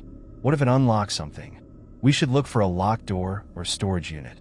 Just then, a low whisper echoed around them, chilling the air. "Leave before it's too late." Panic surged through Mia as she felt the oppressive weight of dread bear down on her. "We need to go now," she shouted, clutching the key tightly. As they rushed out of the room, the temperature plummeted, and the shadows seemed to close in around them. They hurried back up the corridor, but as they reached the stairwell, the lights went out, plunging them into darkness. "Sarah," Mia cried, feeling her friend's arm grasp her tightly. "What do we do? I can't see anything." Sarah's voice quavered in the darkness. "We have to find a way out." Mia's heart raced as she remembered the emergency flashlight on the wall near the stairwell. "This way." She led the way, her instincts guiding her as they stumbled forward, desperately seeking light. Finally, they reached the flashlight, Mia fumbling to turn it on. The beam cut through the darkness, revealing the stairwell. They hurried up the steps, fear propelling them forward. As they burst into the lobby, they didn't stop until they were outside, gasping for breath in the cool night air. The city buzzed around them, oblivious to the terror they had just experienced. "Did you hear that voice?" Sarah asked, her face pale. "What was happening down there?" "I don't know, but we need to figure it out," Mia said, her voice steady despite the adrenaline coursing through her veins. This isn't over. That key might lead us to something important. They returned to Mia's apartment, and the moment they stepped inside, she placed the key on her desk, staring at it with a mixture of dread and determination. We can't just ignore this. Whatever is going on in that building, it's connected to something much larger. What do you think it unlocks? Sarah asked, glancing at the key with apprehension. Maybe another storage room? Or, I don't know, but we need to find out. As they plotted their next steps, Mia couldn't shake the feeling that they were being pulled into something far more sinister than either of them had anticipated. The key felt like a promise and a curse all at once, leading them deeper into the unknown. As the days turned into nights, Mia and Sarah found themselves entangled in a web of mystery that seemed to tighten around them with each passing moment. They spent hours researching the history of the Ainsworth Tower, poring over old newspapers and archives, seeking any lead that could connect the strange occurrences to the key they had discovered. One afternoon, Mia came across an article that sent chills down her spine. It detailed a tragic incident in the tower decades ago, a fire that had claimed the lives of several tenants, along with the tale of a vengeful spirit said to haunt the building ever since. It's like a ghost story come to life, she muttered to herself, her heart racing at the thought. Sarah leaned over to read the article, her expression turning grave. Do you think this is connected to what we've been experiencing? It has to be, Mia replied, her mind racing. The whispers, the shadows. I can't shake the feeling that the spirit of the building is trying to communicate with us. They spent the next few days gathering supplies for a night investigation. Mia found an old flashlight, a digital voice recorder, and a few candles to create a makeshift seance setup. They planned to return to the basement and see if they could summon any spirits or uncover more about the key's purpose. On the chosen night, the air outside felt thick with anticipation. As they approached the Ainsworth Tower, the shadows loomed larger, almost as if the building was aware of their intentions. Mia's stomach twisted in knots as they stepped inside, the atmosphere heavy with foreboding. Ready? Sarah asked, her voice barely above a whisper. Ready as we'll ever be, Mia replied, her resolve hardening. They descended the stairs, the flickering lights casting eerie patterns on the walls as they reached the basement. The room where they had found the notebook felt colder than before, the air charged with an unsettling energy. They set up their equipment in a corner, arranging the candles to create a small circle of light. Let's start by asking if anyone is here, Mia suggested, her heart pounding in her chest. They turned on the digital voice recorder and placed it in the center of the circle. Is there anyone here with us? Mia asked, her voice steady despite the fear creeping into her mind. If you can hear us, please give us a sign. Silence enveloped them, the only sound the faint hum of the old building. Moments felt like hours, but then, as if responding to their invitation, a gust of wind rushed through the room, extinguishing the candles and plunging them into darkness. Turn on the flashlight, Sarah exclaimed, panic rising in her voice. Mia fumbled in the dark until she managed to switch it on, the beam slicing through the shadows. They exchanged frightened glances, the weight of their situation settling in. Okay, that was just a draft, Mia said, attempting to sound more confident than she felt. Let's try again. They relit the candles, their flickering flames casting a warm glow in the oppressive darkness. Is anyone here with us? Mia asked again, her voice trembling slightly. As if in answer, the recorder crackled to life, capturing the faintest of whispers. Leave before he comes. A cold shiver coursed through Mia, and Sarah's eyes widened in terror. What does that mean? She whispered, her voice shaking. I don't know, but we need to keep going, Mia urged, her determination overriding her fear. Let's see if the key unlocks anything.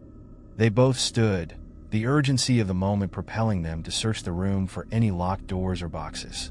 As they moved through the clutter, Mia's flashlight illuminated a large, dusty cabinet in the corner. Its wooden surface was cracked and worn, a small keyhole barely visible amidst the decay. Do you think it could fit? Sarah asked, her heart racing. It's worth a shot. Mia approached the cabinet, her hands trembling as she inserted the key. It turned with a satisfying click, and the door creaked open, revealing a dark, empty space. Is it safe? Sarah asked, peering over Mia's shoulder. Let's find out. Mia stepped inside, her flashlight illuminating the depths of the cabinet. The air was thick with dust, and the walls felt damp. As she scanned the shelves, her light fell upon a small, tattered box tucked away in the corner. "What is it?" Sarah asked, her voice hushed.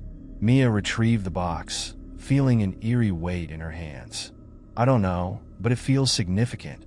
They opened the box together, revealing a collection of photographs, each depicting scenes from the building's past.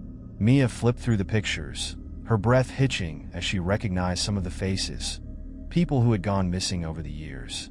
Among the photographs was one that made her blood run cold. A picture of the man from the elevator, his gaze piercing through the lens. "Who is he?" Sarah asked, leaning closer. "I don't know, but he's been connected to every strange incident," Mia replied, her mind racing. "It's like he's been watching the building, or something within it." As they continued to sift through the contents, they uncovered a journal, its pages yellowed and brittle. Mia carefully opened it, her heart pounding as she began to read. The entries chronicled the author's descent into madness, filled with rants about a dark force residing within the tower, an entity that fed on fear and despair. "Look at this," Mia said, pointing to a particularly disturbing passage. "It mentions a ritual, something that must be performed to appease the spirit." Sarah's eyes widened in horror. "What kind of ritual?" Mia flipped to the next page, where a series of cryptic symbols were drawn alongside detailed instructions. "It looks like a summoning ritual," she said, her voice barely above a whisper. "But it doesn't sound safe. Should we even consider it?" Sarah asked, fear etching her features. "What if we unleash something worse?" Mia hesitated, grappling with the weight of their discovery. "We have to know what we're dealing with. If this spirit is causing all the chaos, we might have a chance to stop it." As they debated their options, a sudden chill swept through the room, extinguishing the candles once more. The whisper returned, more insistent this time. "Leave before he comes. Panik surdi mia chest." "We need to get out of here now." They scrambled to gather their things, the oppressive atmosphere closing in around them. As they rushed for the door, the shadows seemed to twist and writhe, almost alive, and the air felt charged with an impending threat. "Run!" Sarah shouted, her voice breaking the stillness as they bolted down the corridor. The footsteps echoed behind them, shadows dancing in the periphery of Mia's vision. Bursting through the lobby doors, they stumbled into the cool night air, hearts racing and breaths coming in ragged gasps. As they stood outside, Mia glanced back at the tower, its dark windows watching like hollow eyes. "What just happened?" Sarah asked, trembling. "I don't know, but we need to prepare for what's next," Mia replied, a mix of fear and determination swirling within her. "We're not done yet. Not until we uncover the truth behind the darkness." The next day, Mia and Sarah met for lunch, both still shaken by their encounter in the basement.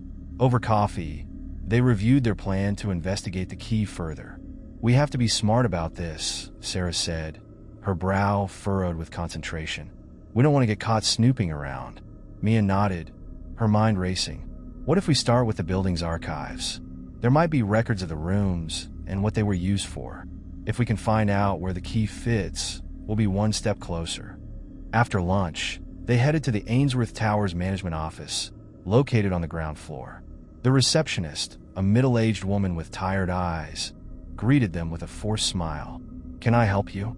Mia leaned forward, her voice steady. "We were hoping to look at some historical records of the building. Any information about past tenants or storage units would be helpful." The receptionist's expression shifted slightly, as if a flicker of concern crossed her face. I'll need to check with the manager first. It's not common practice to share those details." "Please, it's important," Sarah chimed in, sensing the tension. "We're trying to understand some strange occurrences." The receptionist hesitated, but ultimately nodded. "All right, wait here." She disappeared into the back office, leaving Mia and Sarah to exchange anxious glances. Moments later, the manager emerged, his demeanor serious. "I hear you have some questions about the building's history. What specifically are you looking for?" Mia took a deep breath. "We've experienced some unusual events. We think it might be connected to previous tenants or some kind of storage." He studied them, his eyes narrowing. "The Ainsworth Tower has a long history. Some of it is best left undisturbed. What you're looking for might not be what you want to find." His words sent a chill through Mia, but she pressed on. "Please, we need to know. We found this key, and we think it might unlock something important." The manager's expression hardened at the mention of the key. "A key? What kind of key?" Mia pulled it from her pocket, holding it out. It was in an old storage room in the basement. The manager's face paled, and he glanced at the receptionist, who looked equally unsettled. "That key doesn't belong to any of the current storage units. It's been missing for years." "Missing? How is that possible?"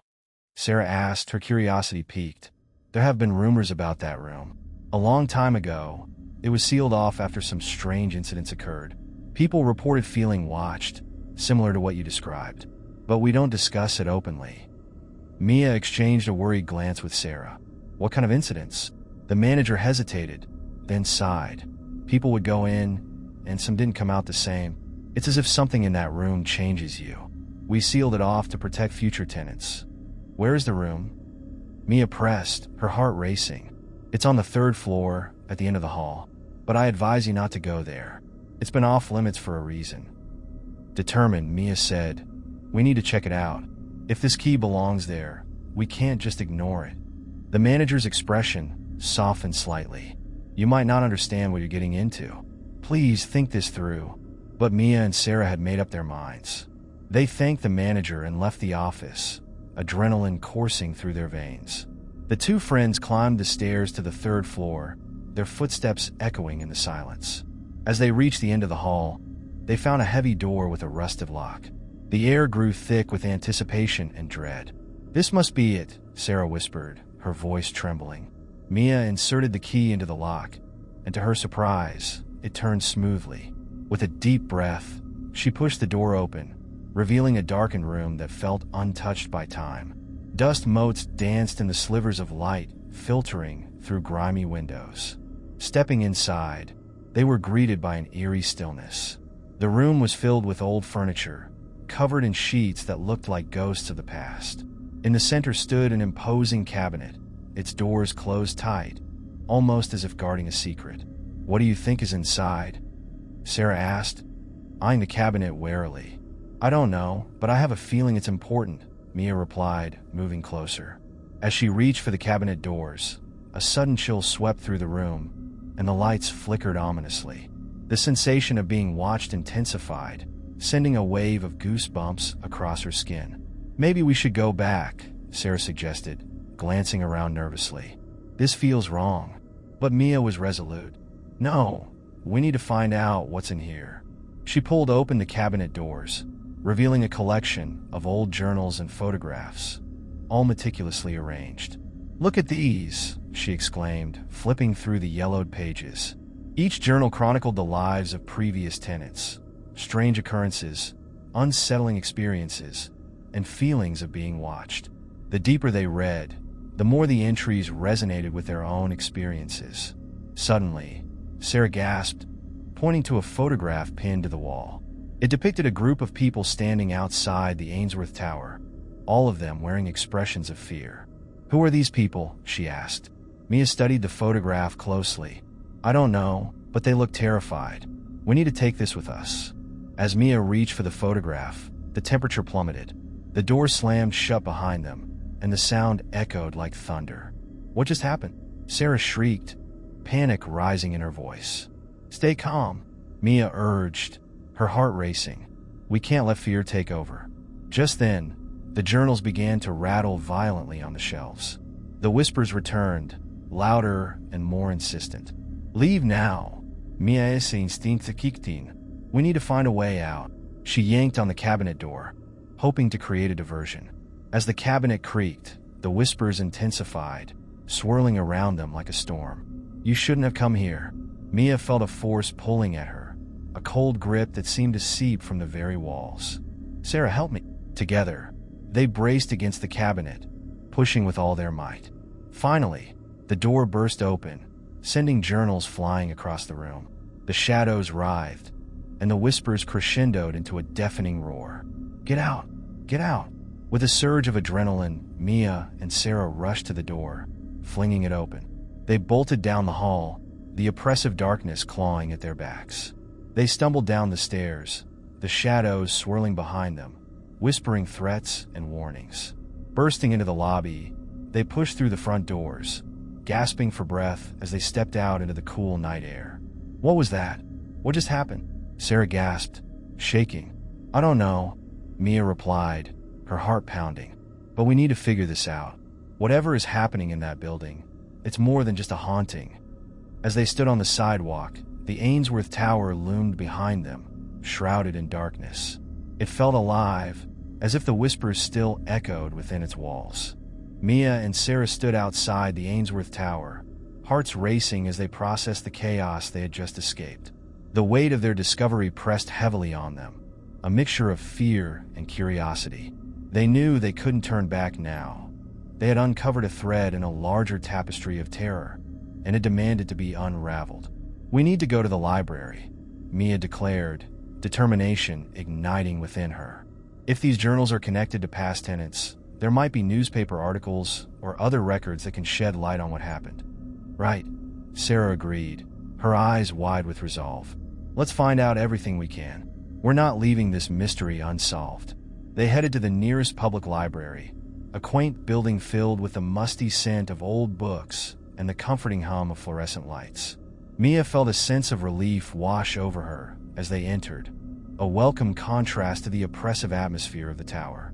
The research area was quiet, and they quickly settled at a table piled with newspapers and old records. Hours passed as they scoured the archives, their fingers stained with ink as they flipped through yellowed pages. Finally, Sarah gasped, drawing Mia's attention to a front-page article dated decades ago. "Look at this," the headline read, "Mysterious Disappearances Linked to Ainsworth Tower." Mia leaned closer, her pulse quickening as Sarah began to read aloud. "Residents report strange occurrences in the Ainsworth Tower, including unexplained noises, shadows, and sudden drops in temperature. Authorities are investigating a series of disappearances connected to the building. The latest victim was a young woman who vanished without a trace, leaving behind only a cryptic note." "What did the note say?" Mia asked, urgency lacing her voice. Sarah flipped to the next page, where the note was reproduced in bold print. "I can feel them watching me. They won't let me leave.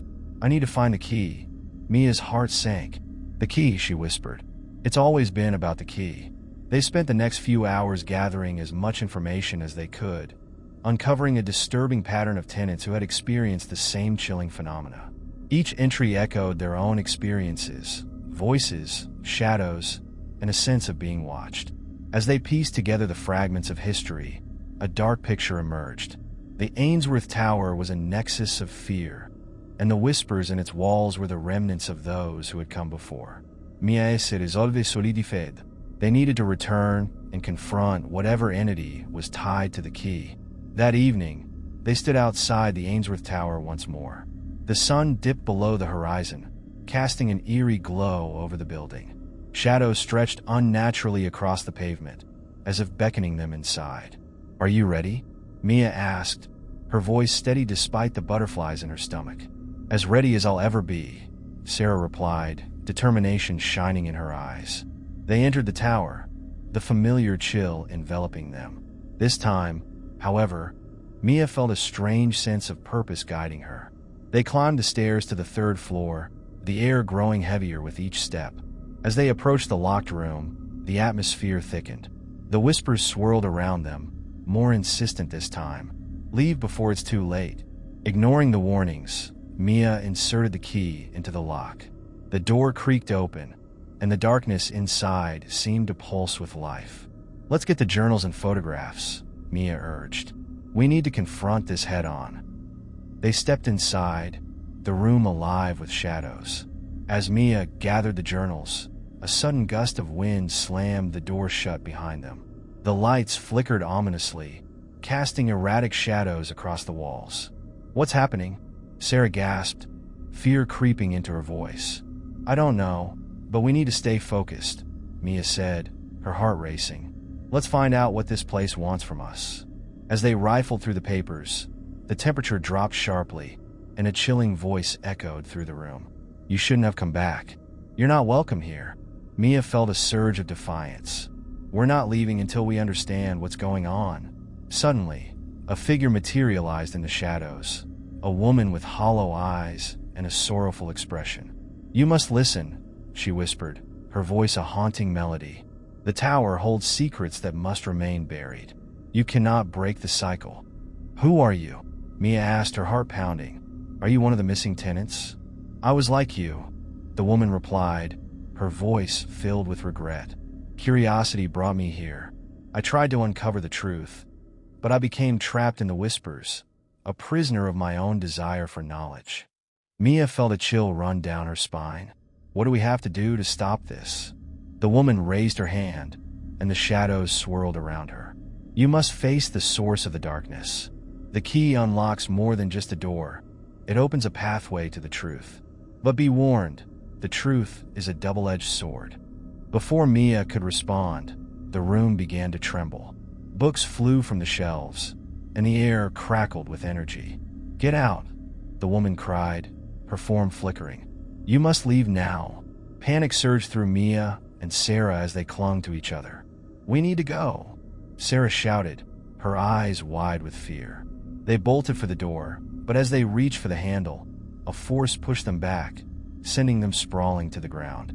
The shadows thickened, swirling like a storm, and the whispers crescendoed into a deafening roar. "Leave before it's too late." Mia's instincts kicked in. "The journals. We need to bring them." She scrambled to gather the scattered pages, her heart pounding as she fought against the chaotic energy in the room. With the journals clutched tightly in her hands, she and Sarah lunged for the door again. This time, it swung open, and they stumbled out into the hallway, breathless and terrified. The energy shifted behind them, and as they ran down the corridor, they could hear the whispers fading, replaced by a haunting silence. They burst out of the building, collapsing onto the pavement outside. The night air felt refreshing against their flushed faces, but the weight of their experience hung heavily on them. "What was that?" Sarah gasped, her chest heaving. "Did we just leave something behind?" "I don't know," Mia replied, her heart still racing. "But we have to figure this out. Those journals hold the key to understanding everything that has happened here." As they gathered themselves, Mia looked back at the Ainsworth Tower, its silhouette looming ominously against the night sky. "We're not done yet," she vowed, determination flooding her veins. In that moment, they knew they had crossed a line. The whispers and shadows would not rest until they uncovered the truth behind the haunted building and its dark history.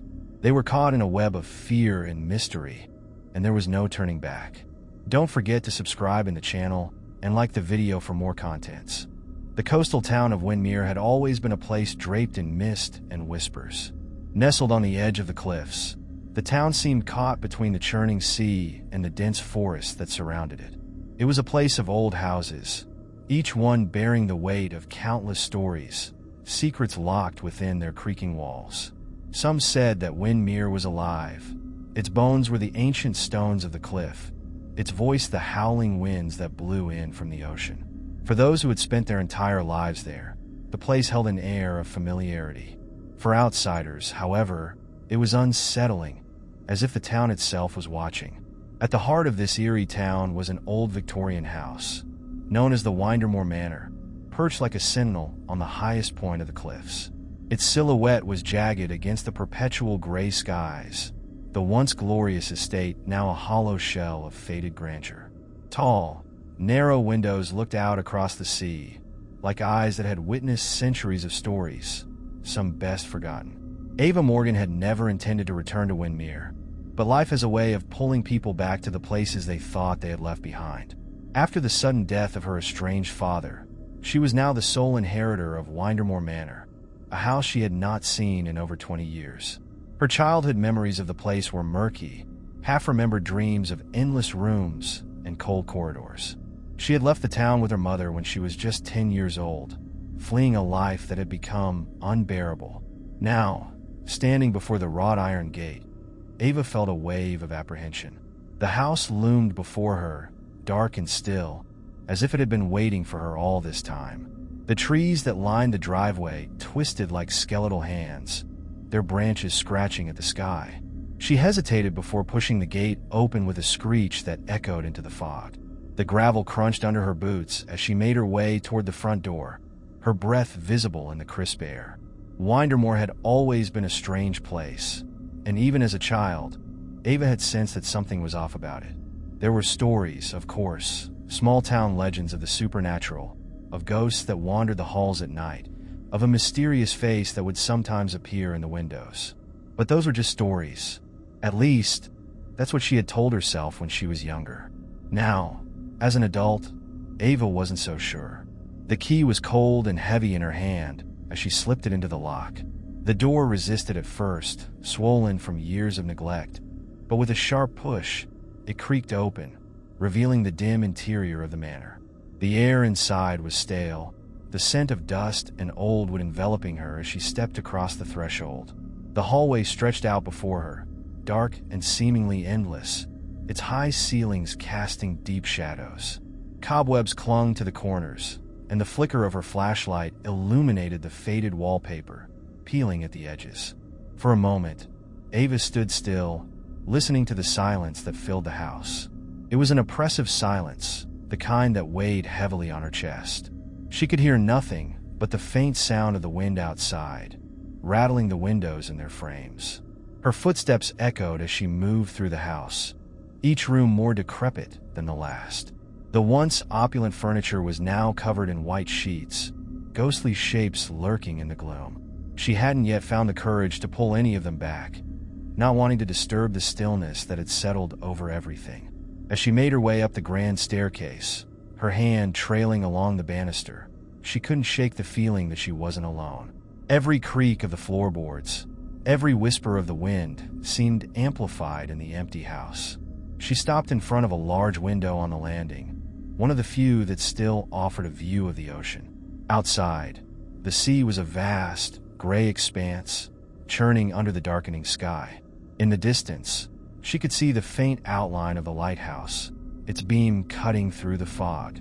It was then, as she stood there staring out at the water, that she saw it for the first time. A face. In the window. It was only a glimpse, a fleeting reflection in the glass, but Ava froze, her breath catching in her throat. She blinked, trying to focus, but the face was gone, vanished as quickly as it had appeared. She stepped closer to the window, her heart pounding in her chest. There was no one there, nothing but her own pale reflection staring back at her. She exhaled slowly, her breath fogging up the glass. Had it been a trick of the light? A shadow? Her own imagination running wild in the eerie stillness of the house? She wasn't sure, but the unease that had been simmering inside her since she arrived now bloomed in a full-blown anxiety. She backed away from the window, her eyes scanning the hallway behind her. Empty, silent. The face had been familiar, in a way that sent a chill down her spine. It reminded her of something, or someone, buried deep in her past, a memory she couldn't quite grasp. She shook her head, trying to dispel the feeling. She was just tired, she told herself. It had been a long journey back to Windmere, and the oppressive atmosphere of the house was playing tricks on her mind. Ava forced herself to continue exploring the manor, but the strange encounter lingered in the back of her thoughts, a gnawing sensation she couldn't ignore.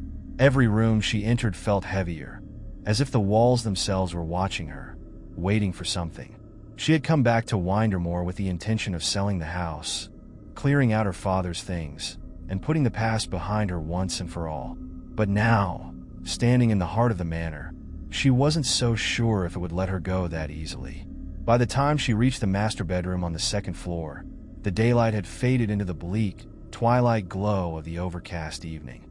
The room was just as she remembered it, ornate, yet cold. Her father's bed, the massive four-poster draped with thick curtains, dominated the space. It was untouched, as if he had just stepped out and would return at any moment. The thought made her uneasy, and she quickly turned her attention to the desk by the window. As she began sifting through the drawers, searching for anything of importance, she couldn't shake the feeling of being watched. The sensation prickled at the back of her neck, a heavy gaze that made her skin crawl. Slowly, she looked up, her eyes drawn to the window once more. There, just for a second, the face appeared again. Ava gasped, stumbling back from the desk, her heart racing. It was there, She had seen it, a pale, ghostly face peering in through the window, but just as before, it vanished the moment she blinked. She rushed to the window, throwing it open and leaning out to look around. There was no ledge, no balcony, just a sheer drop to the cliffs below. It was impossible for anyone to have been standing outside the window, and yet, she had seen it. Twice now. Ava's pulse pounded in her ears as she slammed the window shut, locking it tight. Something was wrong with this house. Very wrong. She needed answers. Ava couldn't sleep. The face in the window haunted her every thought, replaying in her mind over and over. It was no mere figment of her imagination. She was certain of that now. The empty, pale eyes, the shape of the features. It was too vivid, too real to be dismissed. But what chilled her more than the apparition itself was the strange familiarity it stirred within her. She had seen that face before, somewhere deep in the recesses of her childhood, though she couldn't quite place where or when. The wind howled outside, rattling the old windows of Windermere Manor. Ava lay in the bed, staring up at the ceiling as shadows danced across it, cast by the flickering light from the small fireplace she had lit to keep the chill at bay. Despite the heat, she felt cold to her bones. Her phone was useless here.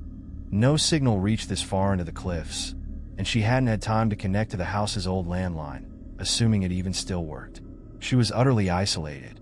Sitting up, she glanced around the room, the large, ornate four-poster bed looming over her like a guardian. Everything in the house seemed too large, too grand for the emptiness that filled it now.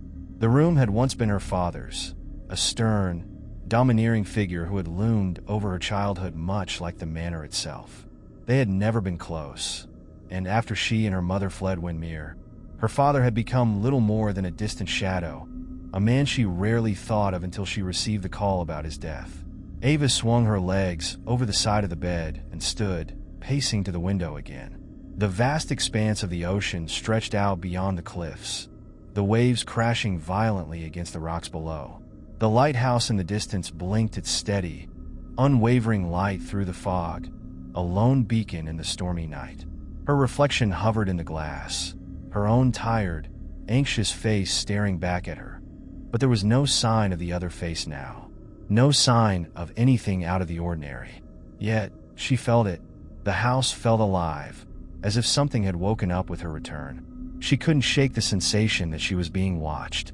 Every creak in the walls, every groan of the floorboard seemed to whisper her name.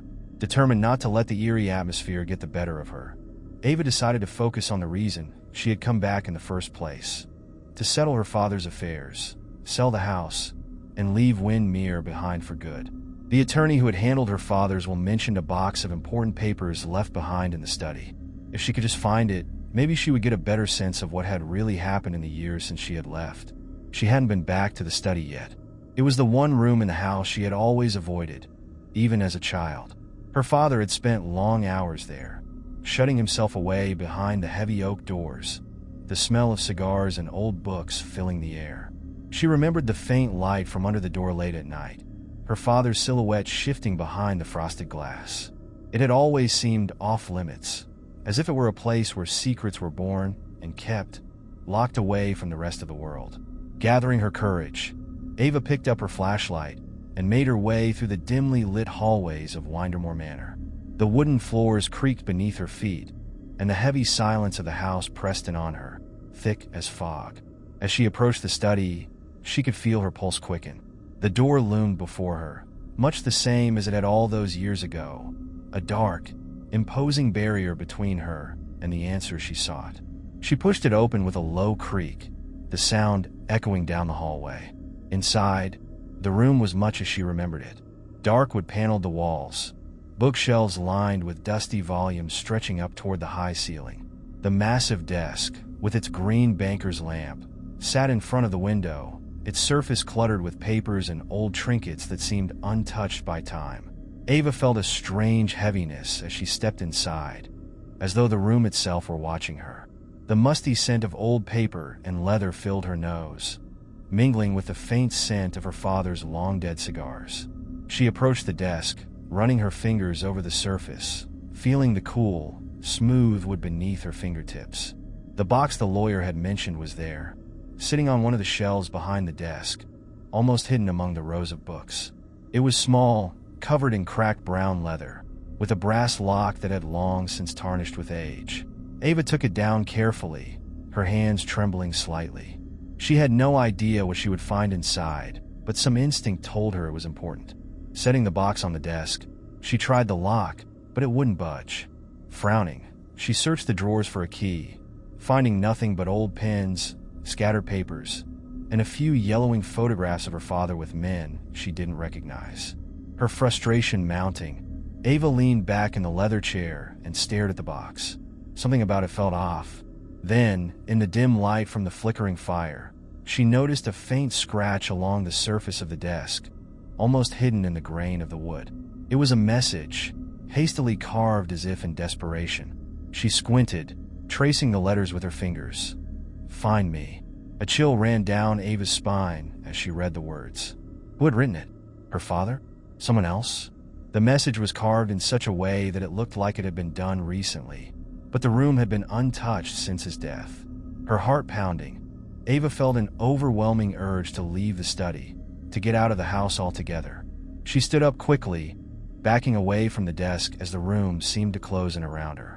But just as she turned to leave, her flashlight flickered, its beam sweeping across the far corner of the room. There in the dim light was the face. It was no longer in the window, but standing in the corner of the room, pale and featureless, like a reflection of something not fully formed. Ava gasped, her blood running cold. She stumbled back, the flashlight shaking in her hand as the face remained motionless, its empty eyes fixed on her. She blinked, and it was gone. Breathing heavily, Ava backed out of the study, her heart hammering in her chest. The hallway outside was dark, the only light coming from her flickering flashlight. She closed the door behind her, leaning against it as she tried to calm herself. The face. It was real. It had to be. But what did it want?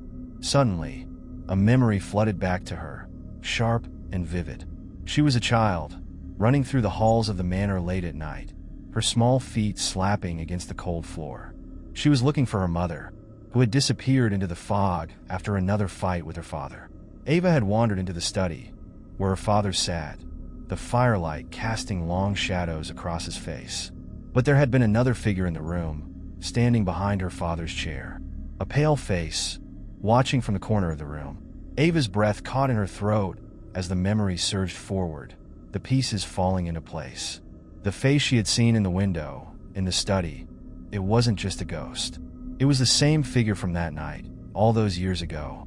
The same figure that had haunted her dreams as a child. The same one that had driven her and her mother to flee Windermore. And now it was back. But why? What did it want from her? Ava knew she couldn't leave now, not without answers. Something was buried deep in this house. Something tied to her father's death and to the strange figure that had begun to haunt her every step.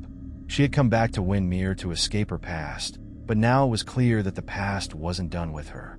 Determined, she returned to the study, forcing herself to stay calm. The box sat on the desk, its lock still defying her efforts. But there had to be a way to open it.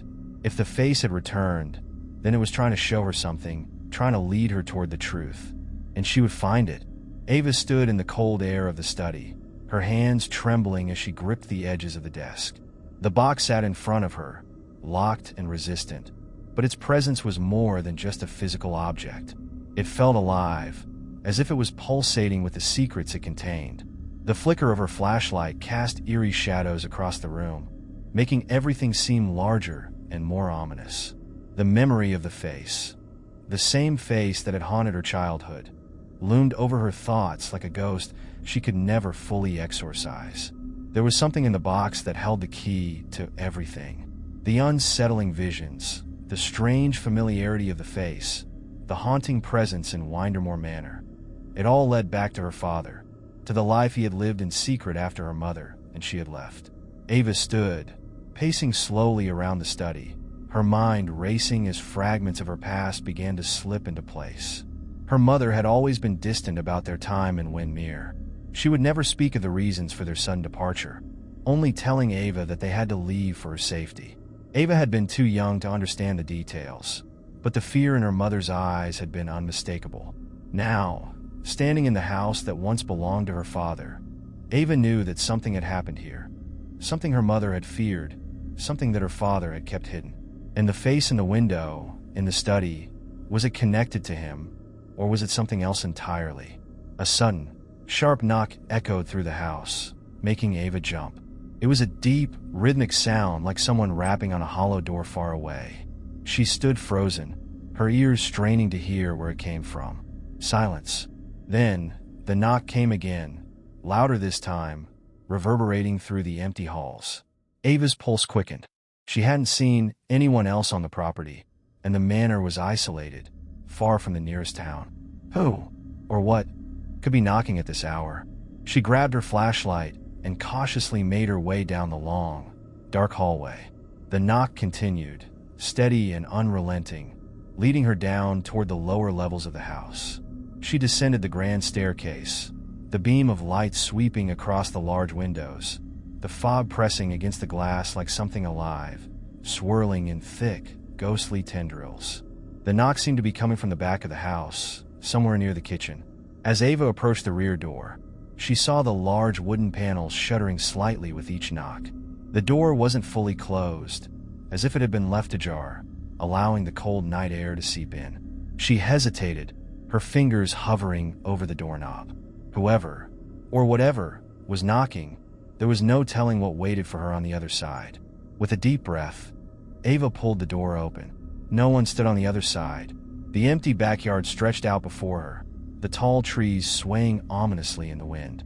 The ocean roared far below the cliffs, the sound of the waves crashing against the rocks echoing up toward her. For a moment, Ava stood still, peering into the darkness, her heart pounding in her chest. And then she saw it. In the distance, barely visible through the fog, was a figure. It stood at the edge of the property, near the twisted trees that marked the boundary between the manor's grounds and the forest beyond. The figure was motionless, standing perfectly still, but its face was unmistakable. It was the same pale, ghostly face that had appeared in the window, the same one that had haunted Ava's every step since she returned to Windmere. Ava's stomach tightened with fear, but she forced herself to step outside, her eyes locked on the figure in the distance. It was too far away for her to see clearly, but the way it stood, silent and unmoving, made her blood run cold. She felt as though it was waiting for her, beckoning her toward the trees. But as she took a step forward, the figure disappeared into the fog, swallowed whole by the swirling mist. Ava stood frozen in place, her mind reeling. Who was it? What did it want from her? Was it some specter from her father's past, or something more malevolent? And why had it led her here? She turned back toward the house, her gaze falling on the back door, which was now wide open, its hinges groaning under the weight of the wind. But something was different. In the doorway, lying just inside the threshold, was a small, crumpled piece of paper. Ava bent down and picked it up, her fingers shaking as she unfolded it. The paper was old, yellowed at the edges, with a faint smell of mildew. Scrawled across it in hurried, uneven handwriting were two words: "Come back." Her breath caught in her throat. Come back? To where? To what? The note felt personal, as if it had been left for her specifically, though she had no idea who had written it. Was it her father? Someone else? The face in the window. She stood for a long time, staring at the note, trying to make sense of what it meant. And then it struck her. The basement. There had always been a part of the manor she was forbidden from entering. As a child, she had been told never to go near the basement. Her father had been adamant, locking the heavy wooden door and never speaking of what lay beneath. But the memory was vague, obscured by the passing years, like a dream half forgotten. Until now, Ava felt a surge of determination. If she was going to find answers, she had to face whatever was in the basement. She turned and made her way back into the house, the note crumpled in her hand. The manor seemed darker now, the air heavier, as if the house itself knew what she was about to uncover. The basement door was at the far end of the main hall, a thick, iron-banded thing that looked like it belonged in a medieval dungeon. Ava stood before it, her hand trembling as she reached for the lock. To her surprise, the door was already slightly ajar, the lock broken, as if it had been forced open from the inside. With a deep breath, she pushed the door open and descended into the darkness. The basement was damp and cold, the smell of mildew thick in the air. The flashlight's beam cut through the gloom, revealing a narrow staircase that spiraled downward into what felt like the very bowels of the earth. Ava's footsteps echoed as she made her way down, her heart pounding in her chest. She wasn't sure what she expected to find down here. More ghosts, more memories, answers, or perhaps more questions. At the bottom of the stairs, the basement opened up into a vast, underground chamber, lined with stone walls and flickering lanterns that seemed to be lit by some unseen hand. The space felt ancient, as if it had existed long before the manor was even built, and Ava shivered as she stepped into the room, her breath visible in the frigid air. In the center of the chamber was a large wooden table, and on it, carefully arranged as if waiting for her, was an old, leather-bound journal. Ava's fingers trembled as she reached for it, the leather cold and cracked beneath her touch. She opened the journal, the pages yellowed with age, the handwriting inside familiar. It was her father's journal. Her eyes scanned the pages, her heart racing as she read the hurried, frantic entries. I can't escape it. The face, it watches me, follows me. Day and night, it is there, in the windows and the mirrors. It's waiting for something, but what? Why does it want me? Why now? Ava's pulse quickened as she flipped through the pages, each entry more desperate than the last. Her father had been haunted by the same figure, the same face, just as she was now. It started with her, Ava's mother. She knew the truth. That's why she left. She took Ava to protect her, but I couldn't let her go. I couldn't. Ava's heart stopped. The journal wasn't just about the face in the window. It was about her mother. Her father had known why they had fled Windmere. He had known something terrible, something that had driven her mother to leave, but he had never spoken of it. As she turned the page, her breath caught in her throat. The final entry was written in jagged, uneven letters, barely legible in the dim light. I can't stop it. It's coming for her. For Ava. She has to know the truth before it's too late. The face, it's hers. Ava dropped the journal, her mind reeling. The face, the one that had been haunting her, appearing in the windows and shadows. It wasn't some ghost from her father's past. It was connected to her. But how? Her pulse thundered in her ears as she stared at the journal, the weight of the truth crashing down on her. She had been drawn back to Windermore for a reason, and the face wasn't just a warning. It was a part of her past she could no longer ignore. And now, she had to find out why. Ava stood frozen in the cold, damp basement, her mind racing. The journal lay at her feet, its words still echoing in her head. The face, it's hers. Those 4 words reverberated through her thoughts, stirring emotions she couldn't yet comprehend. Her father had known the face. He had known it was connected to her, that it had been haunting him for years, but he had never told her why. And now, it had come for her. She felt the weight of the house pressing in on her, the air in the underground chamber suddenly stifling. Everything was building toward a final revelation, but the truth still felt just out of reach, as if hidden behind a veil of fog, like the mist that constantly swirled around Windermore Manor. The flickering lanterns cast long, eerie shadows on the walls, and Ava couldn't shake the feeling that something, or someone, was watching her from the darkness. Her breathing shallow, she knelt down and picked up the journal again, her fingers trembling as she flipped back through the pages, searching for any further clues.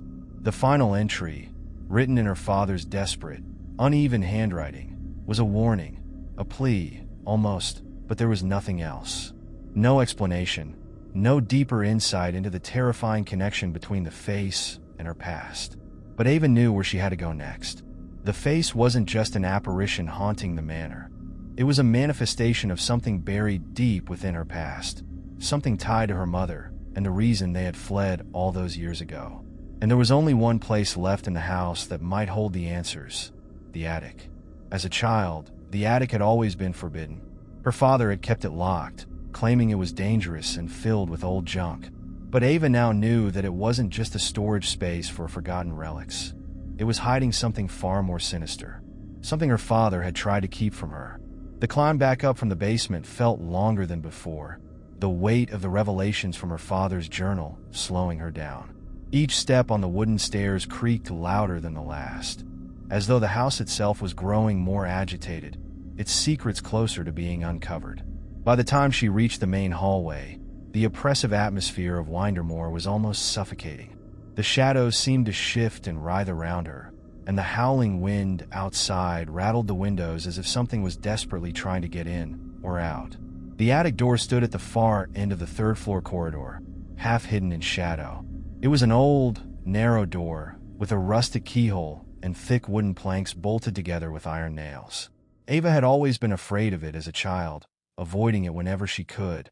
Now, that same fear gripped her, though she forced herself to push through it. She approached the door, her heart pounding in her chest. The old, tarnished key to the attic had been hanging on the wall in the study. She had seen it earlier, but hadn't thought twice about it. Now, she retrieved it from the study and held it in her hand, its weight heavier than she remembered. There was a strange finality to the moment, as if turning the key would unlock not just the door, but everything her father had tried to hide. Ava inserted the key into the lock. It turned with a groan, the old mechanism resisting slightly before giving way with a sharp click. The door swung open, revealing a narrow, rickety staircase leading up into the attic.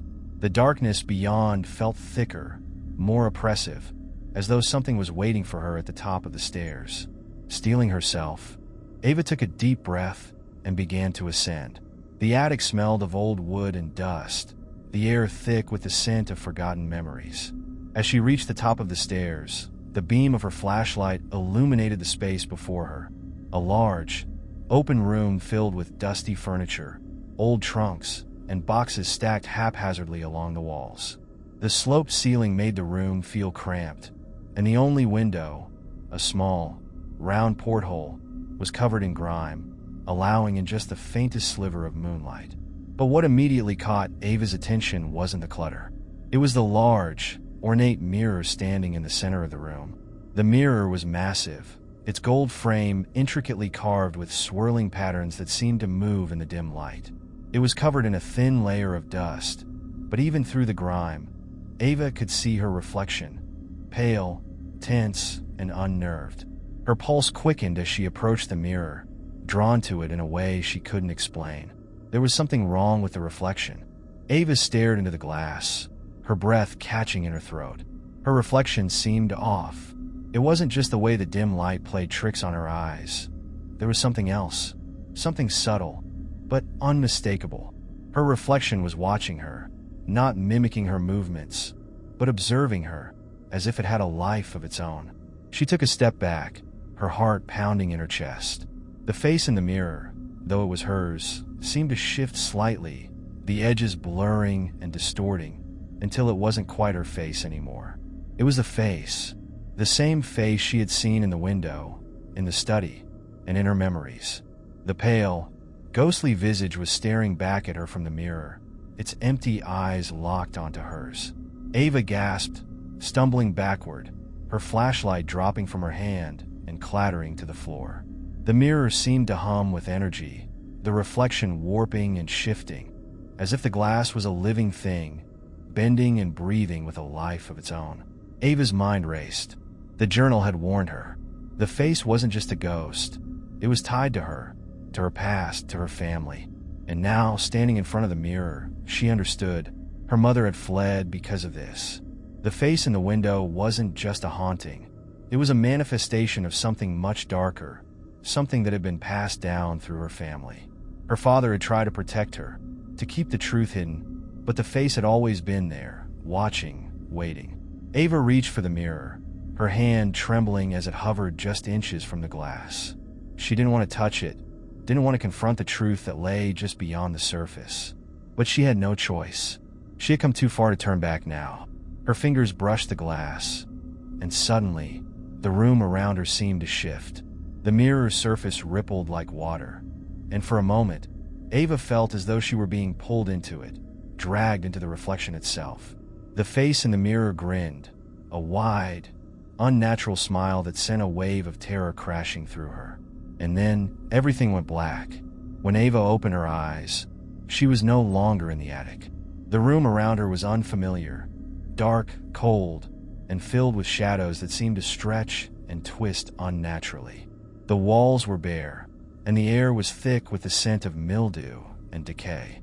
She felt disoriented, her mind struggling to make sense of what had just happened. She was inside the mirror. The realization hit her like a shock of cold water. The mirror had pulled her in, trapped her in some twisted reflection of reality. The face, the one that had haunted her, was no longer just a reflection. It was here, with her, in this strange, distorted world. Ava stood slowly, her eyes scanning the room. It looked like the attic, but everything was wrong. The angles of the walls were too sharp, the shadows too long. The air felt heavy, like she was walking through water. She knew she wasn't alone. From the corner of her eye, she saw movement. A figure, pale and gaunt, standing at the edge of the room. It was the face, the same one that had appeared in the windows, the study, the mirror. But now, it was fully formed, standing before her in all its terrifying, ghostly presence. Ava's breath hitched as the figure took a step toward her, its movements slow and deliberate. She wanted to scream, to run, but her body was frozen in place, rooted to the spot by fear. The figure's eyes, those hollow, empty eyes, bore into her, as if they were peering straight into her soul. Then the figure spoke, its voice a whisper, barely audible, yet clear as a bell in the heavy silence. "You are mine." Ava's heart raced as the figure drew closer. The truth was finally clear. The face wasn't just a ghost. It was a part of her, a curse tied to her family. Her father had tried to fight it, tried to protect her from it, but it had always been there, waiting for her return. It had come for her now, and there was no escaping it. Ava backed away, her mind racing. She had to do something, anything, to break free. The mirror, she thought. It was the only way out. But how? As the figure reached out toward her, Ava did the only thing she could think of. She turned and ran, straight into the mirror. The glass shattered around her, exploding in a million shards as she crashed through it, the sound of the breaking mirror echoing in her ears as the world around her dissolved into chaos. Ava awoke on the floor of the attic, gasping for breath. The mirror lay shattered beside her, the fragments glinting in the faint moonlight that filtered through the grimy window. She was back in Windermore Manor, back in her own reality. But something was different. The air felt lighter. The oppressive weight that had hung over the house was gone. The face, the haunting presence, had disappeared. Ava slowly stood, her body trembling from the ordeal.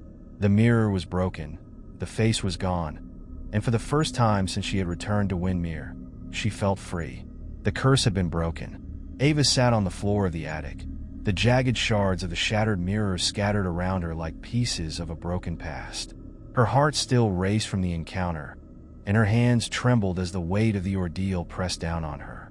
The air was heavy with the scent of dust and old wood, but something had changed. The suffocating presence that had filled Windermore Manor since her return was gone, leaving the house eerily quiet. The face that had haunted her, watched her from the windows, and lured her into the twisted depths of her family's secrets had vanished with the mirror. The oppressive atmosphere lifted, but Ava could still feel its residue lingering in the corners of the house. It was as if Windermore itself had finally exhaled, releasing a long-held breath. For a moment, she allowed herself to sit in the stillness, her mind racing to piece together everything she had uncovered. Her father's journal, the strange connection between her and the ghostly face, the revelation of her family's curse, all of it swirled around her, like debris in a storm. But now, in the wake of the shattered mirror, the storm had passed. She stood slowly, her body aching from the encounter. The attic was dark and cold, the faint light from the moon casting ghostly shadows across the cluttered space. She stepped carefully over the broken glass, her mind replaying the moment when she had hurled herself into the mirror, shattering the boundary between herself and the terrifying figure that had tried to claim her. The words echoed in her mind, "You are mine." But now, that voice was silent. Ava knew she had broken something, perhaps the curse that had clung to her family for generations. But she also knew there was more to the story. Her father had known about the face, had been haunted by it for years, and yet he had never told her why.